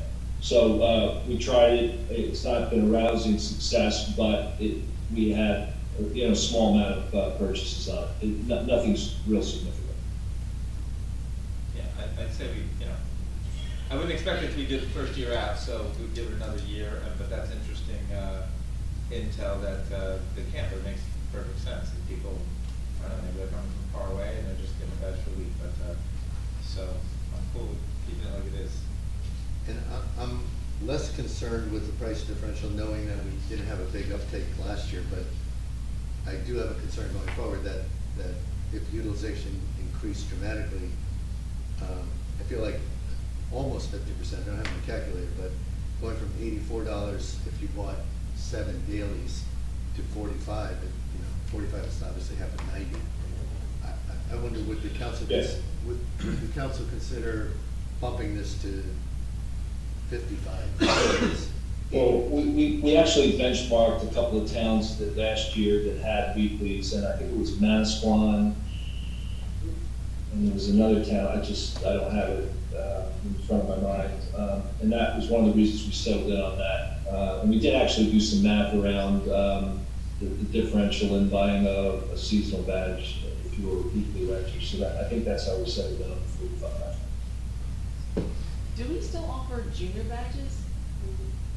Yes. And how much are they for the season? Either 25 or 30, I cannot remember. I think 30, I'm pretty sure. Okay. 30 is for some reason sticking out in my head. So it's less than a weekly badge? That's for seasonal. Right, Junior. so, but I mean, it's less than a weekly badge. But it's only just like basically 2 years that you don't need them when you're under 12. And Right. I think over 14, so it's like covers 2 years of kids. We're 13 years. Oh, okay. Yeah. So 13, 14, 15, right? 16? That's over 14, I think is the adult. Okay. Is the I see. I don't know, it just seems a lot of work to do these weekly badges. So if it's not really selling, I would say don't bother with them. Well, I think we should give it another year. It's not a ton of work, it's just producing the badges and having an inventory. Okay. Are there any additional council comments regarding resolution 2023-156? Is there a motion to approve resolution 2023-156? I'll make a motion. Is there a second? Second. Mr. Marco? Yes. Mr. Noble? Yes. Mr. Gubatose? I would make more of an issue of it if people were actually buying the weekly badges, but since nobody's buying and nobody therefore cares about my recommended price increase, I'll say yes. Mr. Weber? Yes. Mayor Fox? Yes. Resolution 2023-157, beach operations schedule for 2023. Are there any council comments regarding resolution 2023-157? Yeah, I have a question. There's been, in recent years, we have, I mean, it's great that we're doing these September weekends, and just so for people that don't have it, we're gonna guard in September and not charge you for a badge, so you're welcome. But I think before we have said that we're gonna do after hours, keep the lifeguards on after hours on some weekends till like 7 o'clock and not require badges, just because so many people come to the beach after 5 o'clock and go swimming and it's dangerous. So, was there any discussion of that? Do we have any idea if that we're planning on that this year? I am unfamiliar with any discussion on that matter. Okay. Didn't we do a separate resolution on that towards the end of the summer? For some reason, that's jumping out at me. Yeah, I don't know about at the end of the summer. However, I'm gonna talk with Mr. Johnson and see if that's possible, and if it's possible, we'll see if we can make a resolution about it. Any other council comments on 157? Is there a motion motion to approve resolution 2023-157? So moved. Is there a second? Second. Mr. Marco? Yes. Ms. DeNoble? Yes. Mr. Gubatose? Yes. Mr. Weber? Yes. Mayor Fox? Yes. Resolution 2023-158, authorizing advertisement for the open public auction for a concession at Oceanfront and Brindley Avenue with 2 additional optional locations for the rental of beach umbrellas and chairs. Are there any council comments regarding resolution 2023-158? Yes, I have a question, or maybe a comment. I looked at last year's resolution, and it said that there was an option for the person that won this award last year to extend it I think it was 1 or 2 years. So 2 1 year. is it proper that we're doing this, or was it, I don't know how this would have worked. Attorney, if you could let us know, like, should we have contacted that person and said, hey, do you want to extend it, or is it proper to do this resolution? Because last year's, I didn't bring it with me, last year said they want it, and they got the option to do it for another year. I'm sorry, this is for the umbrellas? Yes. Yes. I believe they relinquished it. They did? They did not come back. Well, they relinquished it, Yeah, no, the people that were awarded the contract, within the resolution stated that they have the option to renew it, to renew 1 year, like for 2 years. They could do it this So year by- and next year. Yeah, so it was awarded for 2022, and they had the option, but I believe the option had to be expired. Oh, okay, That's so- the exercise Okay. last year, and Okay. they informed us that they did not want to do that. Okay, So then- yeah. Okay, so that, I guess that was my question, like, when it's that option to renew, is it our job to reach out to them, or is it their job to say, no thanks, or, you know what I'm saying, like, who's the burden on to? Generally, well, number one, in practice, it's really open-ended. People say they want to come back and keep, work with G to keep, whatever's going on down there, to make it okay to open up next year. The borough has the option to basically terminate if they weren't satisfactory. That wasn't the case here. They just, I believe they took their study, they gave it to G, and they left at the end of last year. So, they did not have any interest in coming back. In fact, I believe we had to look for their stuff at one point. Okay, as well, okay. As I recall, that's why I remember. Okay. Are there any You further, remember that? any further comments on the resolution? All right, is there a motion to approve, is there a motion to approve resolution 2023-158? Motion to Is approve. there a second? Second. Mr. Marco? Yes. Ms. DeNoble? Yes. Mr. Gubatose? Yes. Mr. Weber? Yes. Mayor Fox? Yes. Resolution 2023-159, authorizing award of professional engineering services with CME Associates for general engineering services pertaining to zoning ordinance for Chapter 450. Are there any council comments regarding Resolution 2023-159? Not seeing any. Is there a motion to approve Resolution 2023-159? Make a motion to approve. Is there a second? Second. Mr. Marco? Yes. Ms. DeNoble? Yes. Mr. Gubatose? Yes. Mr. Weber? Yes. Mayor Fox? Yes. Resolution 2023-160, authorizing re-advertisement for open public auction for a concession license at Oceanfront and Newark Avenue. Are there any council comments regarding Resolution 2023-160? My only question, where do we advertise? Is it typical newspapers? When did we first advertise for this? The last, I believe it was the last meeting, the advertisement went out that night. Could we maybe do this sooner in the season, in the future?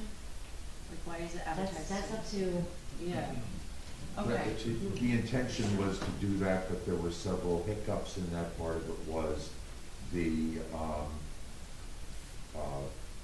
resignation of the prior administrator and me coming on later.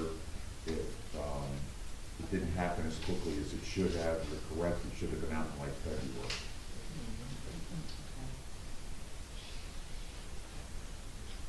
All right. Thank you. Any additional comments? Right, is there a motion to approve Resolution 2023-160? Motion. Is there a second? I'll second. Mr. Marco? Yes. Ms. DeNoble? Yes. Mr. Gubatose? Yes. Mr. Weber? Yes. Mayor Fox? Yes. Resolution 2023-161, authorizing advertisement for open. We public don't have to housing. re-advertise But yet. don't we have to withdraw it from Yeah, the? yes. Yeah. Oh, yes, please. Yeah. Vote in public for concession license to place ATM machines on the beachfront promenade. I would like to make a motion to withdraw resolution 2023-161. Second. Mr. Marshall? Yes. Mr. Noble? Yes. Mr. Gubatose? Yes. Mr. Weber? Yes. Mayor Fox? Resolution 2023-127, authorizing the Borough Administrator to purchase a new roofing system and retain a certified contractor from the New Jersey State Purchasing Cooperative for the Piazzi Center in an amount not to exceed $145,000. Previously tabled on 4/12 and 4/26. I would like to make a motion to table Resolution 2023-127, as we are still not in receipt of. Yeah, just an update on that, Council President. Actually, the VA probably has a better update than I do. I'm out of town, but we are going to receive a quotation tomorrow. Wonderful news. Any other comments on this? I have a comment, it's tangentially related, but I wanted to just give the administration a heads up on this. We've been going through discussions about the budget. And we've seen this tabled 3 meetings in a row now, but the number 145 is probably stuck in everyone's heads. But the capital outlays budget states, Mr. Fahrenbach, you probably know this best. When I look for this, how we would pay for this, capital outlays does make a reference to roof repairs for $25,000. Yes. But do we need to be including this somewhere in our capital improvement fund or capital outlays? There are monies that have been set aside in prior years for this purpose. So We already bonded for this, yes. So there was no need to add additional funds. Thank Or you. little need. Yeah, we bonded in 2021 for this. And I'd just like to point out, the need to be able to get this work done still exists. The problem is being able to get contractors to come out and give us other firm numbers in order to be able to satisfy the desire for multiple quotations. So that's what we're trying to do, and the market has not been working with us on this. It's taking much longer than we ever thought it was going to. Okay, thank you. That's correct. Any other comments? I'd like to make a motion to table resolution 2023-127. Second. Mr. Markup? Yes. Mr. Noble? Yes. Mr. Gubatose? Yes. Mr. Weber? Yes. Mayor Fox? Yes. Resolution 2023-137, introduction of the 2023 municipal budget to be read by title only, previously failed 426. Are there any council comments or questions regarding resolution 2023-137?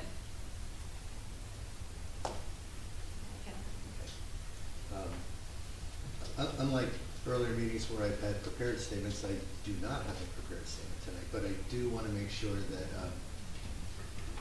that the public understands kind of where I stand as a member of this council. I've been very vocal over the past 2 meetings that I was frustrated with the lack of information, and I openly stated I was not going to vote for the introduction 2 meetings ago. In the last meeting, I voted no, and in fact the motion failed because others on this council voted no as well. Largely because we had, in my opinion, little to no cooperation, information sharing with the administration. It is the administration's budget, but if you need the council's approval, you should share with them a little bit in advance.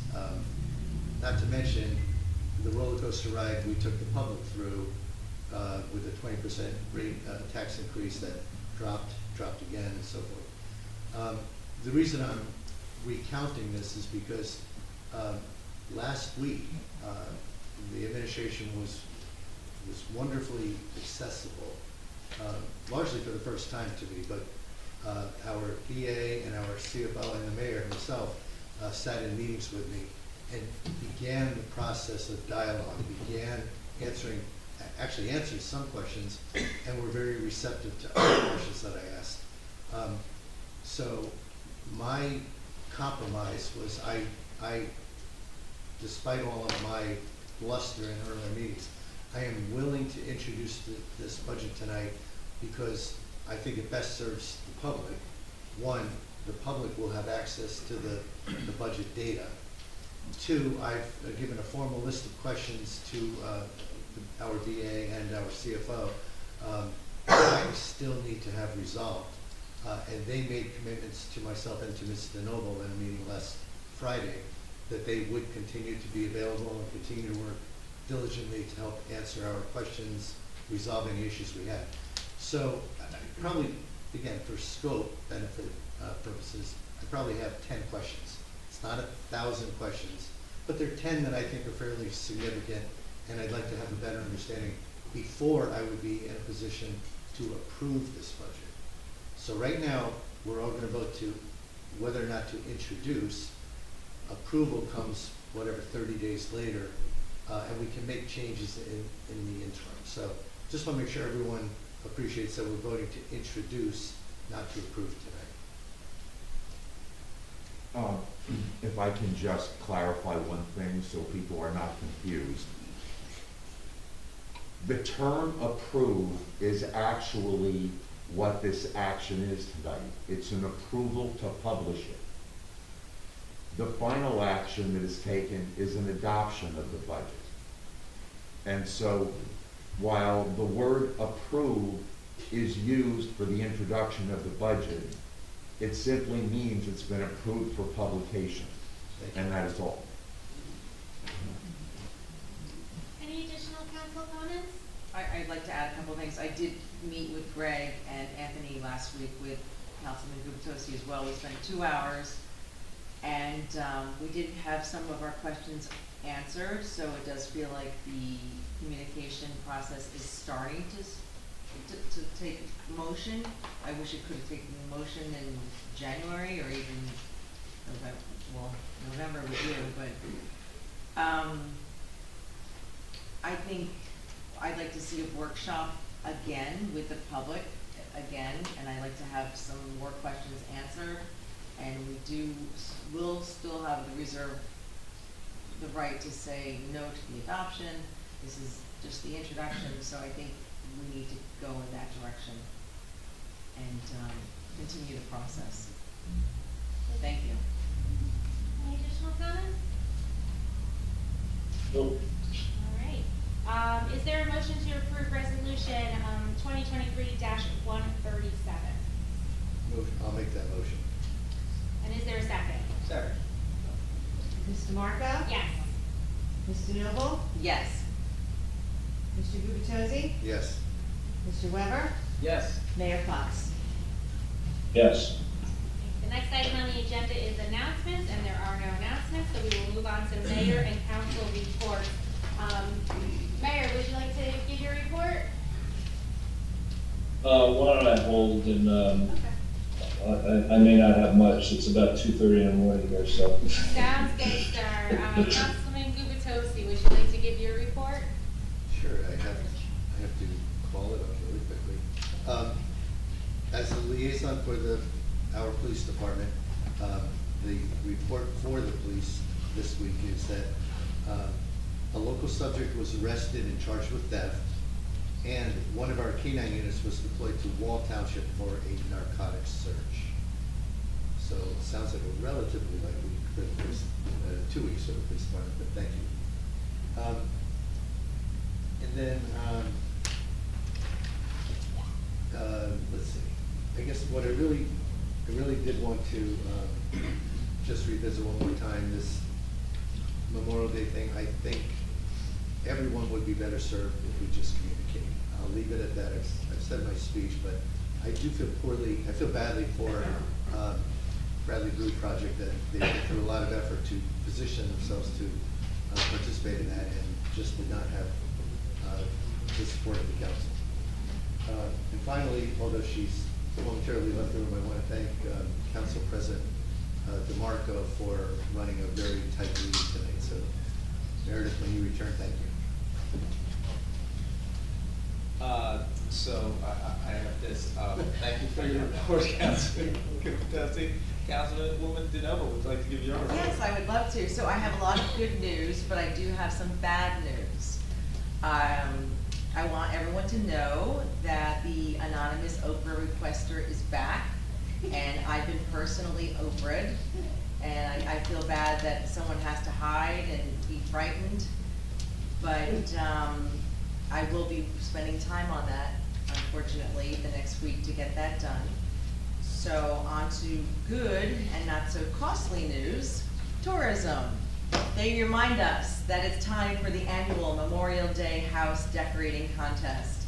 We've had some great submissions over the years, and we can't wait to see what you do this year. Send submissions to tourism@bradleybeachnj.gov by May 22nd to have your house included in the Facebook contest.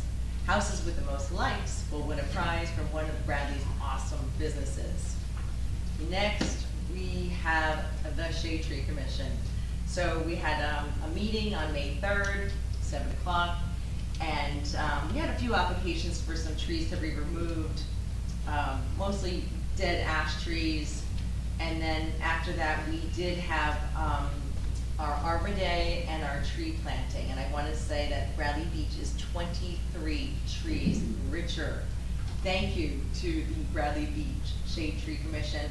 And I would like to thank each person that really went out there and put a lot of time and effort into this. It takes a village. Larry Bagwell, the chairman, Nick Hosich, Andrew Witosi, Lori Bagley, Noel Weinstein, and Caroline Davidson all did a great job volunteering their time. In addition, I was there and Councilman Weber was there. Mayor Fox attended along with a lot of residents as well. And of course, the DPW is amazing. Armando, Nick, Josh, Robert, Dana. It takes a village, and we did it, and congratulations to everybody. We have a Prunus Okami was planted in the park honoring the Bradley Beach Elementary School class of 2023. On to the Bradley Beach Board of Ed. I attended their meeting May 2nd. Great news. As far as they had a formal public hearing and presentation of the proposed 2023-2024 school budget. The average home will be paying $15.80 less than last year. So congratulations to David Tonzola. He's the business administrator. Great job on that. I don't know if anybody's ever heard of Linda Deutsch. She's an American journalist. Oh, of course you have, Alex.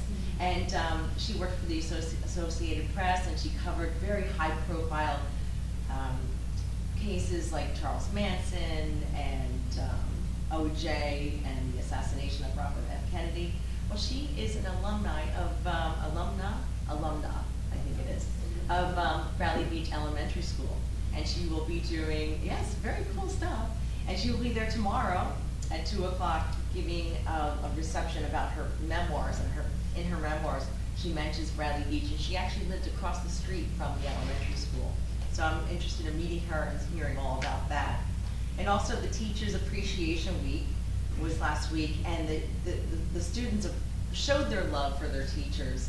On Monday, they dressed up as superheroes because teachers are their heroes. On Tuesday, they dressed like their teacher because their teachers are their role models. And then on Wednesday, they had Rainbow Day because teachers color our world, and I agree with that. And that is my report for today. Thank you very much. Thank you. Councilman Miller? All right, I'm gonna start by reading the fire and first aid report. All the fire and first aid folks are not in the building anymore, but they have been working hard all month or the last 2 weeks. So for the operational period ending May 10th, the squad responded to 12 day calls and 3 night calls for a total of 15 calls. 10 were for medical calls, 5 for fire. The squad conducted 1 drill for the safety and education of the membership. The squad delivered training to members of the Bradley Beach Business Community Alliance on how to handle burns, slips and falls, and choking incidents. The squad hosted the Bradley Beach preschool students at the squad building on a field trip to see what the members do at the town's medical unit. The squad fulfilled 100% of their assignments for this operational period. For the fire department, period ending May 10th, the department responded to 5 requests for the department. They conducted 1 training drill for the safety and education of the members. They fulfilled 100% of their assignments for the operational period. Both are still looking for volunteers, fire and first aid. They both offer free training to qualified individuals. Anyone wishing to volunteer for either fire or first aid applications can be found on the borough's website. And as always, they want you to know that a great cooperation exists between fire and first aid, allowing us to keep answering the citizens' need for medical and fire protection at no cost, 24/7, 365. I'm going to update on some other things, but I'm also going to ask some questions. I believe I'll make a statement and kind of ask a question, if it's still true. I believe the town's motto or marketing slogan or whatever is New Jersey's favorite family resort. So you can find out if that's still true. I think that's how we have marketed ourselves in the past. So the words came up today, so I want to find out if that's still the case. I am very interested in finding out who this Park Fest committee, it was mentioned as a committee, but it sounds like it's an outside entity. I just want to figure out who that is, because I think we all should know.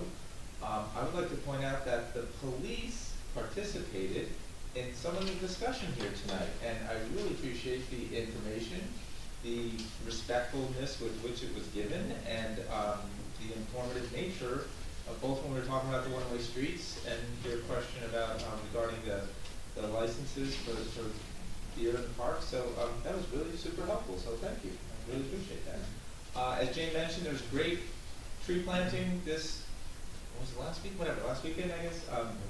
Whenever it was. But I want to bring up kind of a question for the mayor, for the VA.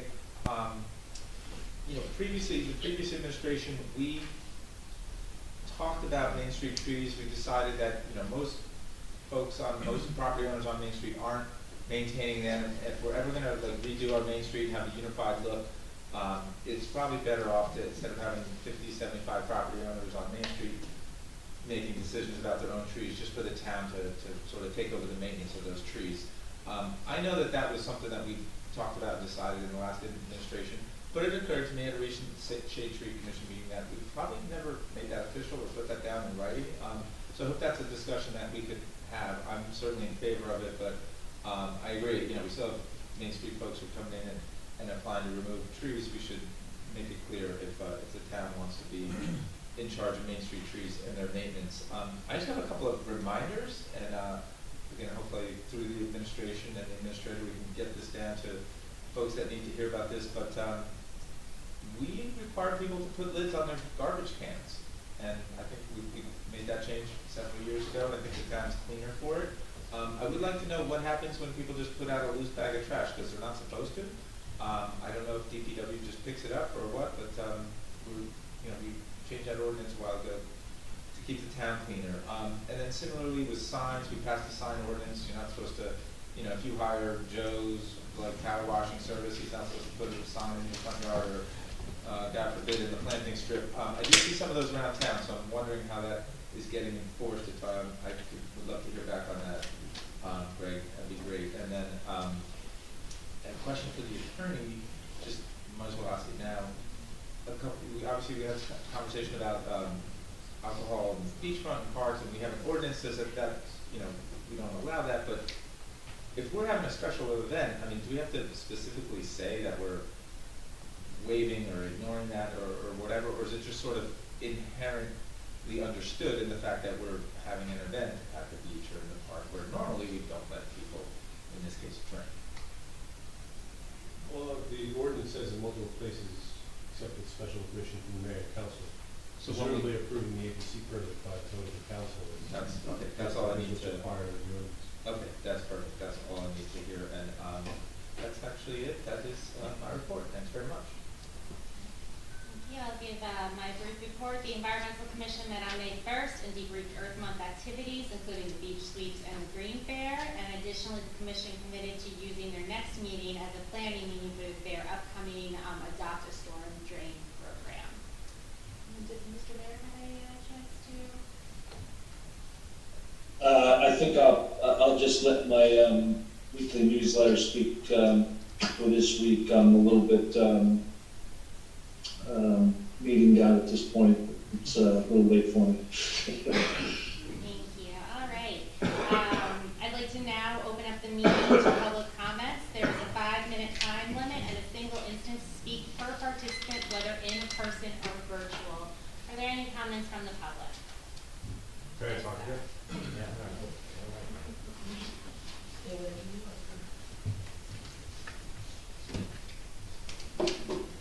Mike Sokowski, co-owner of Bradley Group Project. I want to start off by saying that I appreciate this process and the chance to actually come up here and say what we needed to say. I think it was really, it's been a while since I've been up here, probably 6 to 7 years when we first opened.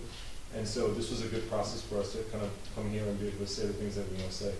I also appreciate the council's comments and the things that were said around the various events that we're looking to do. So I'm thankful for the 2 resolutions that were approved.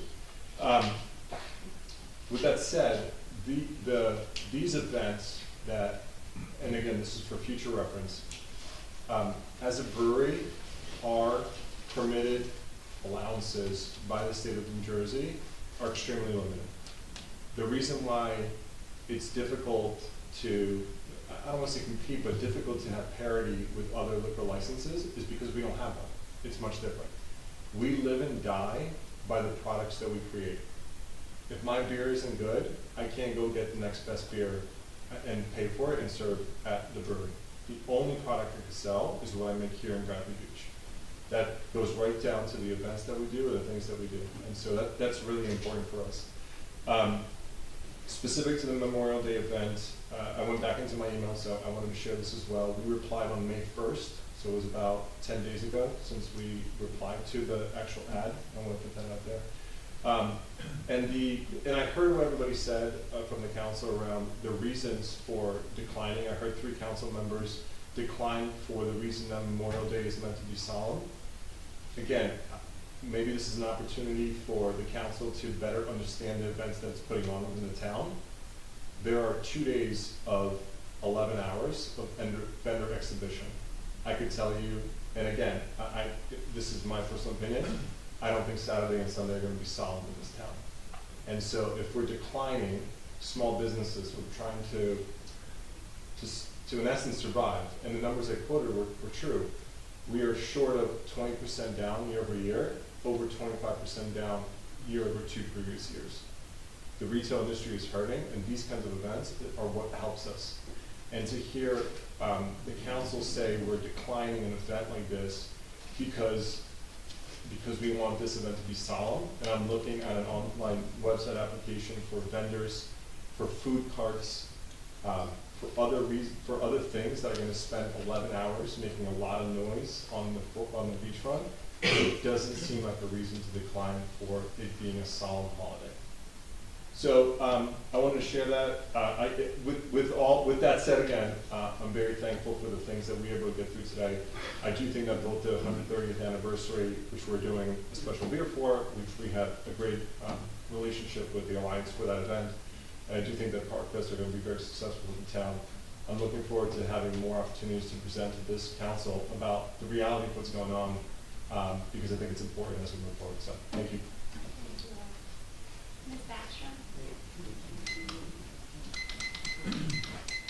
Very nice, Works, 218 Fourth Avenue. 218 Fourth Avenue. Yeah, with the Bradley Brew project, I wish you guys all success. And I'm not saying this happened, but optically, it's like chicken and egg. Did BBCA approach you guys, or did you guys approach them? I'm not saying anything nefarious happened. I'm just saying optically it does give people pause, and I don't think I'm the only one to say that. And the other thing is, you did a wonderful job of laying out the benefit to the Bradley Brew Company if we agree to these things. What I didn't hear was what's in it for the town. What's in it for us? Why, or what's in it even for the BBCA, right? Because I didn't hear anything about what your partner or customer, you know, who are they? It's unclear. All I hear is pitches, people in the council, mayor, you're about, oh, this is, you know, making a town and these events, and, you know, and it's not, it's okay, I mean, whatever, Memorial Day to have booze and all this stuff. I don't know, it just, I think you should simplify it. What's in it for us? The process was poor because nobody knows, chicken and the egg, right? But I think that's just an important thing to have answered, because who else has these opportunities? And it's not just advertising in a newspaper, oh, if you're interested. We don't have that many small businesses. If you really want to have them in consideration, you should be speaking to them one-on-one. So I'll just leave it with that. We need more transparency, we need a better process. Thank you very much. Thank you.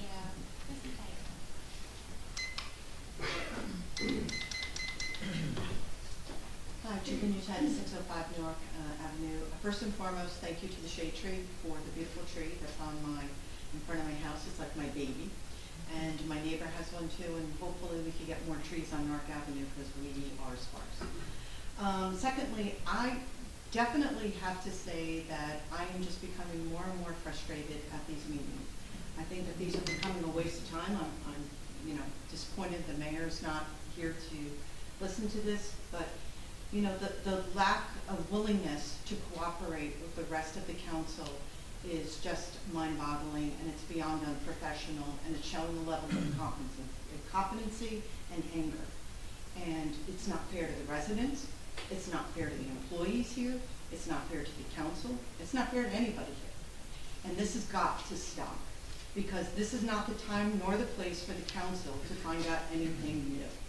This should already be done, and we've heard over and over again how many times professional etiquette, this and that. Communication has to improve. And Council President Meredith, I hold you responsible for this too. You got to step up your game. You got to start getting everybody together. I like you, I respect you. As a woman, I want to see you do better. And you wanted this role as Council President. It's not just to vote, it's just not to do this. You know what? Show us what you can do, why you ran, why you want to be here. Because the mayor obviously will talk to you, he won't talk to everybody else. And I know he campaigned for you.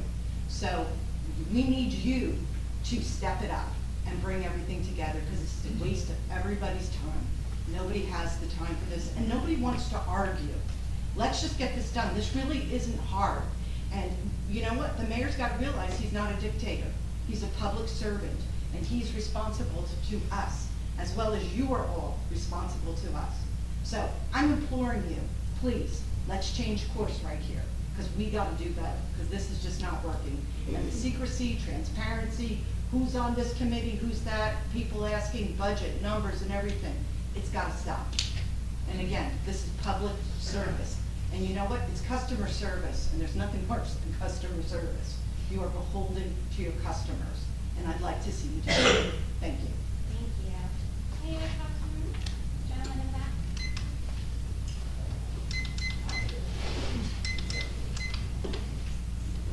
Dr. Tom McGuire, 610 Brindley Avenue. I just had some concerns about, it just feels like there's so many different groups. We have the Memorial Day group that no one knows who's even on. We have the park group that we just found out that no one knows who they are. And then we have tourism, who just feels like they get the little things on the side.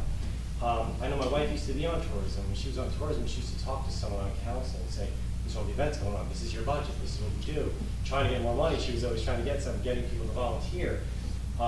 And they did great stuff and great events, and now we don't know anything. So I wish we could get back to just the tourism. You know, someone running just tourism, so we know who's on it. Is Bill Shook on tourism? Maybe. You know, we don't know anything right now. We don't know who's doing what, and I know he's in Ireland. I know it's hard for him to gather the information, but I know woman DeNoble asked about, you met with the person twice, this group, and there still doesn't know who it is. So I would love if we could streamline this so we can have one organization. And I know the BBCA is doing a lot of good work, but they are a private entity. They are not ours. You know, they have our name on there, but they're not ours. And I know it might not sound like the best, but the 130th anniversary is kind of a big deal, and they're charging $30 for everyone to go. And I don't understand how it's not a free event. Like, everything's getting donated, and it's not a free event, so I can't go celebrate my 130th anniversary with all of my town people unless I pay $30. And who's making $30? I know it's not going back to the town. That's going back to the BBCA. I get it. They're a private entity. They want to make some money. I know they're nonprofit.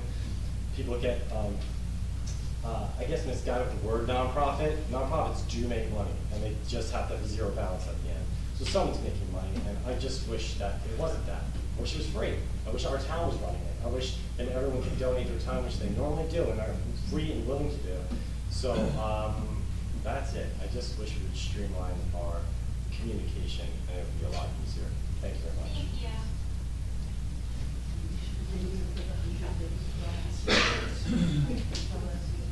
Cindy Lukenda, 218 Fourth Ave. To add to what Dr. McGuire is saying, you know, hearing bits and pieces throughout town about the whole 130-year anniversary celebration, it's very hodgepodge. It's very, you know, who do you know? Who's on this, who's on that? You know, it's one of these who's on first type of things. It is dismaying that they're looking to, you know, charge $30 for people. You know, you want to, this wonderful, oh, let's celebrate our town. Well, we know we have a very diverse town. We know everybody in our town may not be able to afford that. So you're already ostracizing a certain population of our town by saying, you know, if you want to come celebrate the town, which you are a part of the fabric, we know some people aren't going to be able to afford that. On top of that, it is a shame because why is it that they are looking to charge for the event when they are out asking all the small businesses to pony up donations for free? Now, just like the Bradley Brew Project said, and Mike, I used to have my own cafe and bake shop, and I know you get inundated with requests. You're always getting requested to donate here, donate there, and it's, you know, at what point do you say no, or who do you say no to? You feel horrible no matter what you do. There's no winning of it. But, and same to what he's saying, all of hospitality is down 20%, possibly more. If we really want to celebrate Bradley Beach, and we want to celebrate our businesses, and if the Better Business Bureau, whatever we're calling it, community for really wants to succeed our businesses, then why are we going to them and asking them to donate for free? Why aren't we coming up with the idea instead of saying, hey, have a celebration in Riley Park? You know, if we're willing to allow the Bradley Beach, you know, project to benefit and to make money from it, why can't, you know, Wanchos and Ponchos put up a table? Why can't, you know, everybody else do something and do, you know, $1.30 specials or things that allow everybody the same chance to be in the same place to make the same amount of money? That's the unfortunate part. Because again, similar to what Dr. McGuire said, it is. There's absolutely a money-making piece to it. And that's what's unfortunate, particularly with the BBCA, and I'm sorry that Paula left. You know, I would love to have her to been able to speak to this. You know, we need to be very mindful, and again, it's communication, like we said. There's no reason everything can't be transparency. There's no reason everybody can't have a chance to do something, or be open to all of these activities. So that's the unfortunate thing with the whole 130-year celebration. You know, additionally I've also heard that the town is, you know, the administration is going to give them money to it. So what is that going to? So, you know, while I understand it's probably a great intent and we all want that, I think there are more creative ways that we should have been truly inclusive and trying to make it a win-win for everybody. Thank you.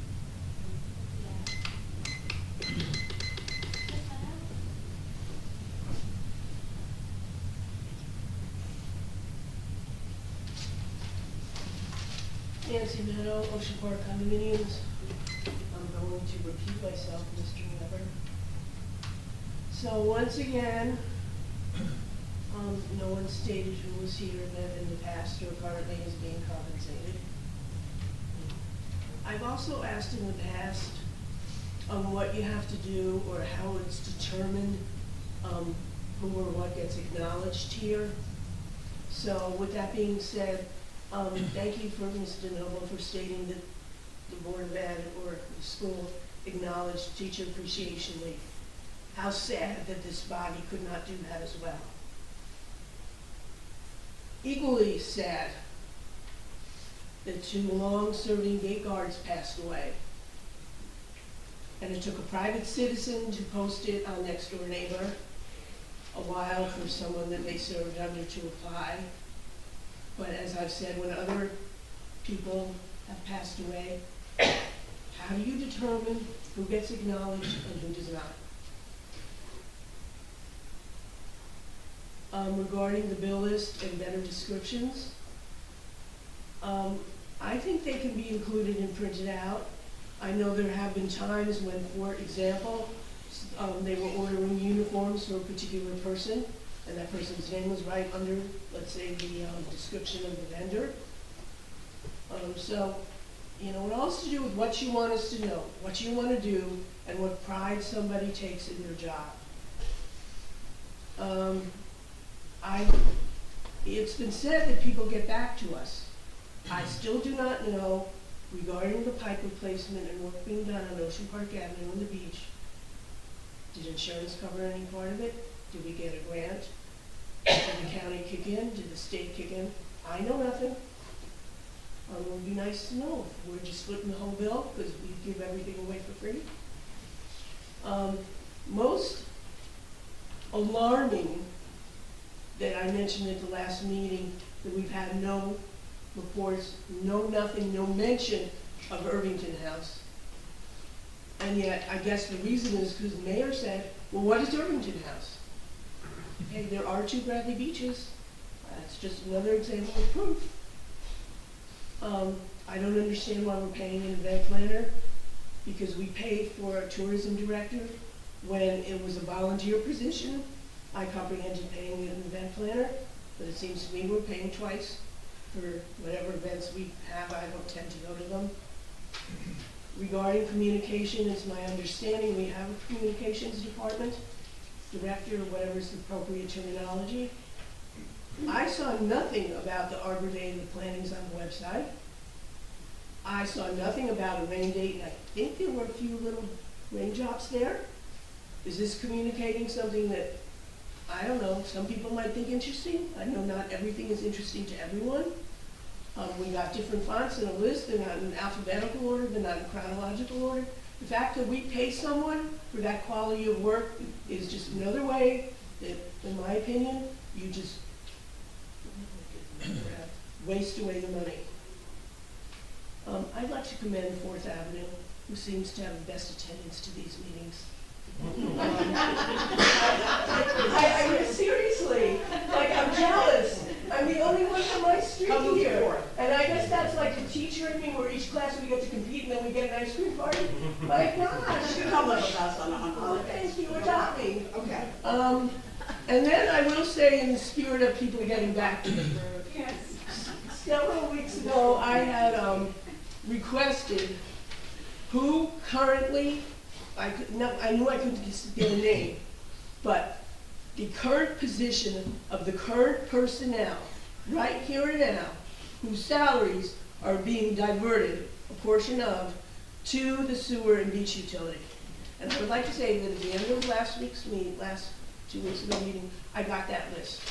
What is alarming is the list, and the explanation I got when I got it.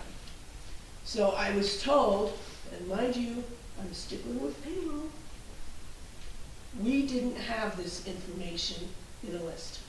So it says to me already, gee, how do they know who and what to divert, and I'm using divert kindly, to the beach and sewer utilities if we don't know who? My goodness. I wasn't asking for the ordinance because I know what that says. I'm saying, who right here is getting a paycheck and we're diverting the funds? Who? And then we have 13 sewer people and 19 beach people. My goodness. Challenge it. Thank you, Ms. Meta. I need to get back here.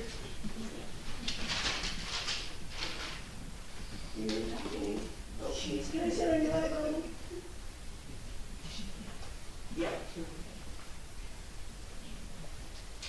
Brigitte McGuire, 610 Brindley Ave. I don't have anything prepared, so bear with me. But Cindy just said something that was a little alarming to me, and that we donated money for this 130th. Did I miss something? Was this announced? Was this Because if our tax dollars are going to this event and then I have to pay to go to this event, instead of just going to a local business and supporting them instead after they donated free food, like, it's just so backwards, I feel like. And it's disappointing that it just seems like there's this whole mess of communication, and a business owner had to sit here and feel punished through a mess of just a total disorganized mess. And it's, as a business owner, it stinks to sit there and feel like you're the one fighting for something here when it's not their fault at all, So it would have been nicer to see some clarification ahead of time. You guys could have already voiced behind the scenes before they did all this work for this permit or whatever they have to go through with the state. I was just like flabbergasted. But the other thing was hearing our taxes are going towards this event already, because I did hear that the county, when I was on tourism, I knew that the county gives like a tourism gift, donation, I don't know what it's called, to the municipality, to tourism. And I've heard, and I don't know if this is true, but I heard that that fee that came from our county this year is going to the BBVCA, a private entity. Why is it not going to tourism? When I sat on tourism, we were counting pennies. We didn't have bands we paid very well. We looked for local musicians to donate their time, and we would try to promote them. We were like scrounging for whatever we could to make a great event. And the Chamber of Commerce at the time had fizzled out. So all we had was tourism, which was sort of nice because we were able to all come from one place. Frankly, and I'm a member of the BBVCA, but having tourism and having the BBVCA is very confusing. We don't know who's really doing what event unless you really follow, which I do, so I know the difference, but people don't know the difference. And hearing that our tax dollars are going to an event for the BBVCA and not for tourism, and frankly, the tourism events are worse because they probably don't have the funding. So it's just so embarrassing. Everything's just so embarrassing on how it's done behind the scenes. And I don't want my tax, I don't want to support this event now, knowing I've already supported it with my tax money. You know, I'd rather go support a local business that night for more than $30. It's just, it's aggravating, and I just have to voice that, sorry. Thank you.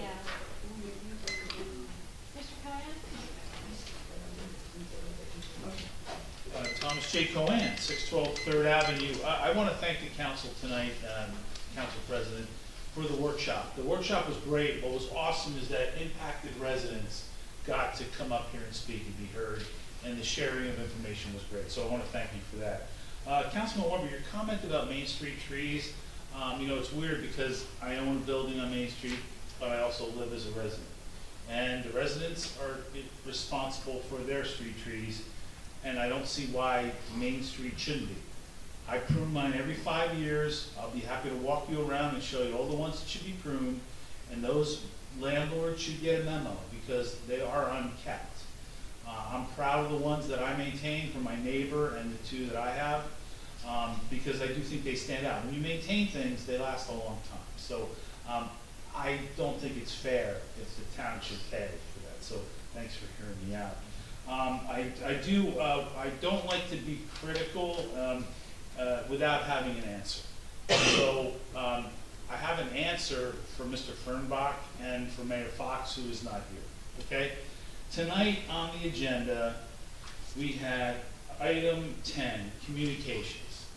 DPW seasonal employee memo, lifeguard seasonal employee memo, beach staff seasonal employee memo. Well, you memo us when you hire people. Why don't we get a committee memo? There's a committee memo. These people, Mayor Fox is putting on the committee. You know, I know, Ms. Costas knows. It's on the website. Very simple. I do want to say that, you know, we did battle with the Lobster Fest.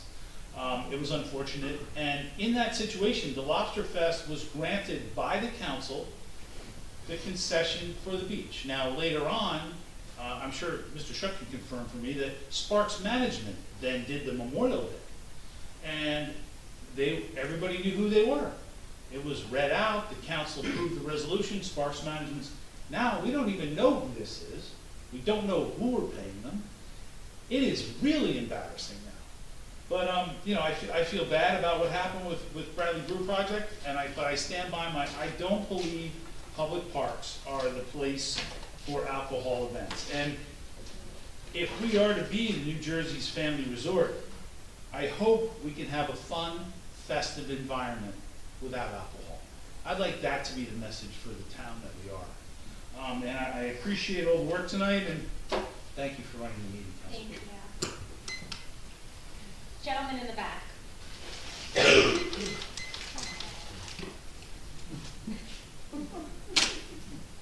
Bear with me, it's kind of past my bedtime. I'm looking up, it's 10 o'clock. Oh, wow. Paul Costas, not from the local town, from Ocean Township. State your address. The other half of 1305 Evergreen Avenue, Ocean Township. I am the other half of Clark Erica. Just wanted to take a moment to congratulate her, wish her the best on her tenure and new appointment. And I would also like to thank Mayor Fox and all of the council too for having the trust in her. Thank you.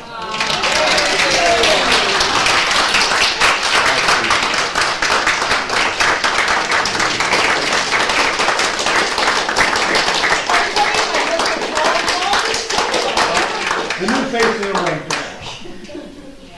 Now he knows you're not lying while you're home late. I had to find out where she really is all these years. Rich Destins, 600 Third Avenue. We usually say like a hard act to follow, but I had 2 hard acts to follow, so I'll do my best. Not too long ago, I noticed a sudden change in this different part of the procedures here. I've been going to town meetings now for more years than I'd like to admit to in various towns. And all the time, it used to be similar here when there was some comments from the residents that choose to come to the meeting. One thing would happen, there would be questions, not just, you must say only a comment, only a comment. That has to be straightened out too. Last meeting, I said, that's got to be straightened out, because at one time, people were allowed to ask questions, and all of a sudden, it's comments only. Then it seems that some people can ask questions, but other people are told you can only comment. That's got to be straightened out. Does it have to be only comments? Does it have to be only questions? Can it be a mix of each? Is there a law that says that a mayor or a council can make that rule? I don't know. Are we breaking the rule? I don't know. You don't have the answer. Okay. But what's happening now, recently, there's been a big deterioration of that communication between the residents and the council. People come up, they speak to the council or the mayor, who isn't there, the mayor, now, council president. All those years I attended meetings, there was always a question, and most of the time, there were answers presented, just like it used to be here. And then if there was something that somebody did not have an answer to, I went the next day or 2 days, and someone here is that type also that always took care of the question. They always got one. They always got an answer. Now, it has the appearance of being swept under the carpet, because the answer to anybody's comments and questions is always the same. Make a note, you'll be contacted. You know what? That's not working. And then I heard tonight is part of minutes now. Really? I didn't know that.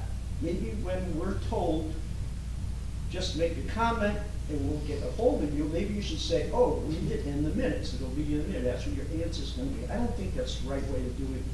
I think it should be like the good old days, when a person comes up and asks a question that they're first off allowed to ask the question. Secondly, if there's anybody in the room can answer it, to do so, not just be told, we'll put it on the list and we'll get back to you, and that's not happening. That's my 2 cents. Thank you.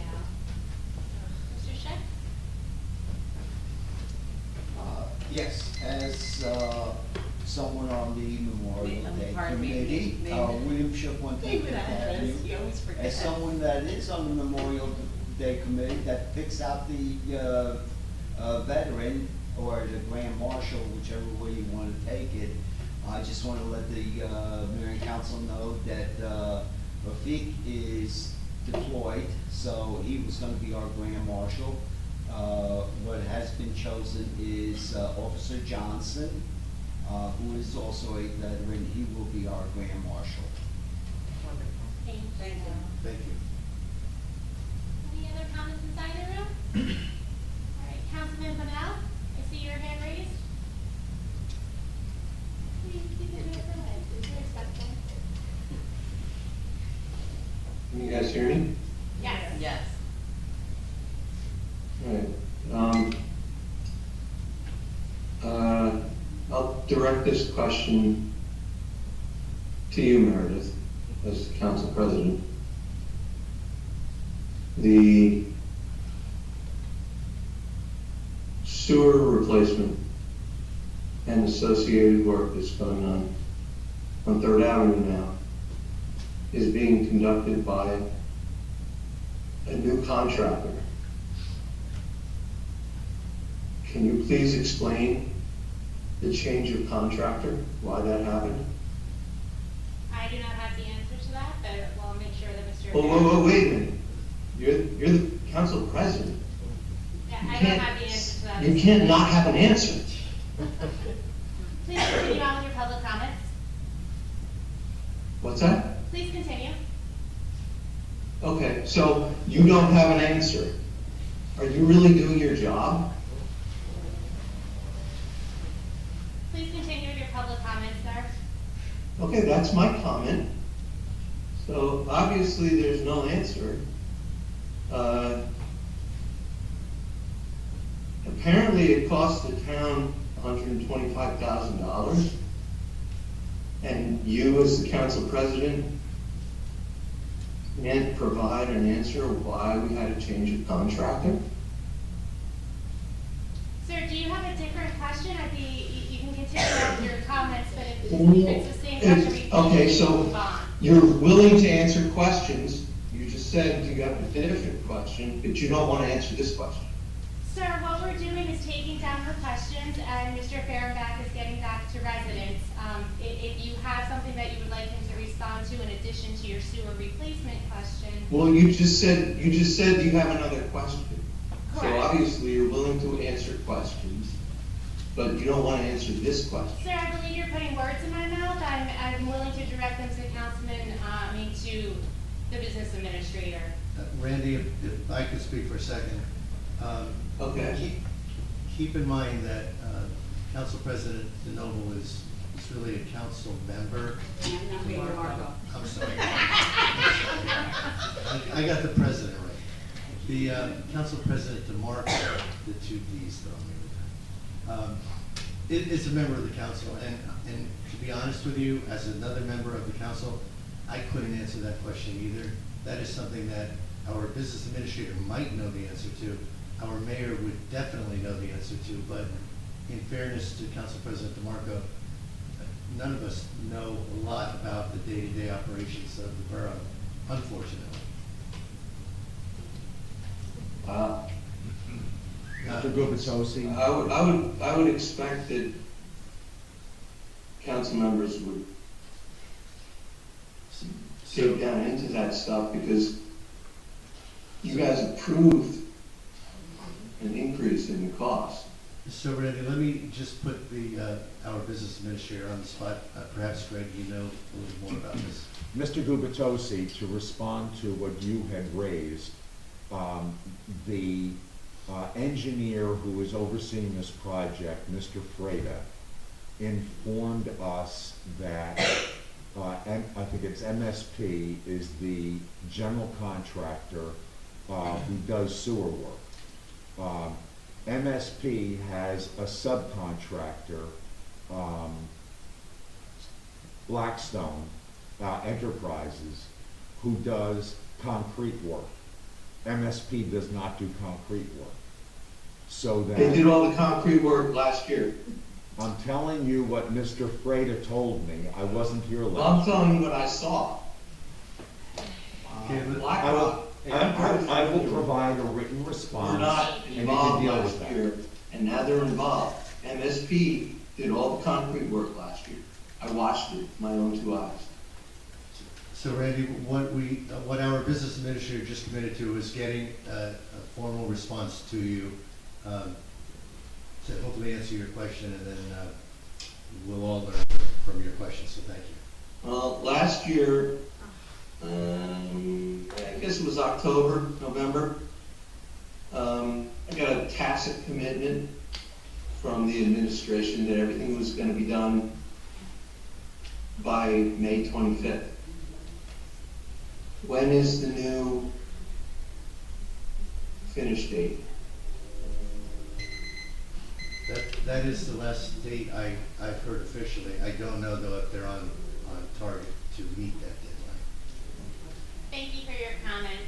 Mr. Well, how could you not know? Wait a minute, Sir, stop. your time is No, up. no, Your time is I up. still have questions. Can we please mute, When is the new finish date? Obviously, You've met your there's a new 5-minute finish- time limit, sir. There, Thank you. Paul? You calling on me? Yes, sir. Paul Nishampkin, 411 and a half Lorraine Avenue. I'd first like to announce that the Bradley Beach Historical Society's boardwalk signs are back up, thanks to the DPW. Thanks specifically to Jerry Evans, the DPW, who put them up. I don't know if you realize this is the 8th year that the historical photographs have been on the boardwalk railing. And we hope to keep the numbers up. When we lose some of them every year, we have roughly about 100 photographs up. I know a lot of you have sponsored them, and you should take a walk around and see if you can find them. They're not always in the same place every year. But we think it's a great tradition, and we know from the response of the public that it is one that is loved. So thank you to DPW for helping us get those signs up. The discussion earlier about who was paying for the 130th celebration. I'm sorry that Paula Gavin has left, but it's my understanding that that is almost entirely being funded through BBVCA. I know the Historical Society has contributed some money towards the signage that is going to be going up for the celebration. But it's my understanding that this is not being paid for by taxpayer dollars. I could be wrong on that, but that's my understanding. Thank you. Thank you, sir. Any other comments? All right, well, thank you, everybody, for your comments. The next item on the agenda is a resolution to retire into executive session. We are expected to adjourn from executive session in approximately 40 minutes. Our next regularly scheduled council business meeting is Wednesday, May 28th. So I just want to read Resolution 2023-162, retire into executive session to discuss a personnel matter and a litigation matter. I'd like to make a motion to approve Resolution 2023-162. Do I have a second? Mr. Marco? Yes. Mr. Noble? Yes. Mr. Gubatose? Yes. Mr. Weber? Yes. Mayor Fox? Absent? Thank you. Will there be additional business after executive session? No. No. No. You can state that anyway.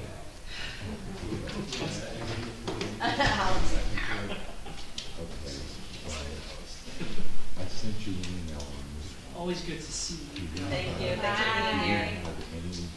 Eric, I should have ended on your husband. That was the positive, feel-good note. I just did that. I was trying to wait. I'm sorry, sir. I was trying to wait to be the last. So nice to know.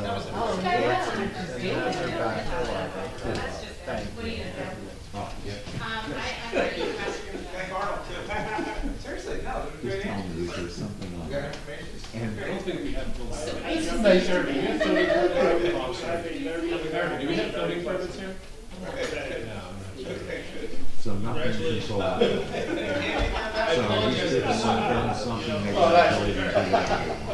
Yeah, we have to talk to them. Anybody wants to film it, they usually talk to your department first before not speaking. Yeah, just because we gotta just figure out the logistics of if they need, you know, if they're doing anything else in public, shut down streets or. I know, I gotta I'm a racist guy myself. Yeah, just so they go But shoot. I like your. Oh, listen. Well, yes, because of, you're standing I'll on wait a top of little the while.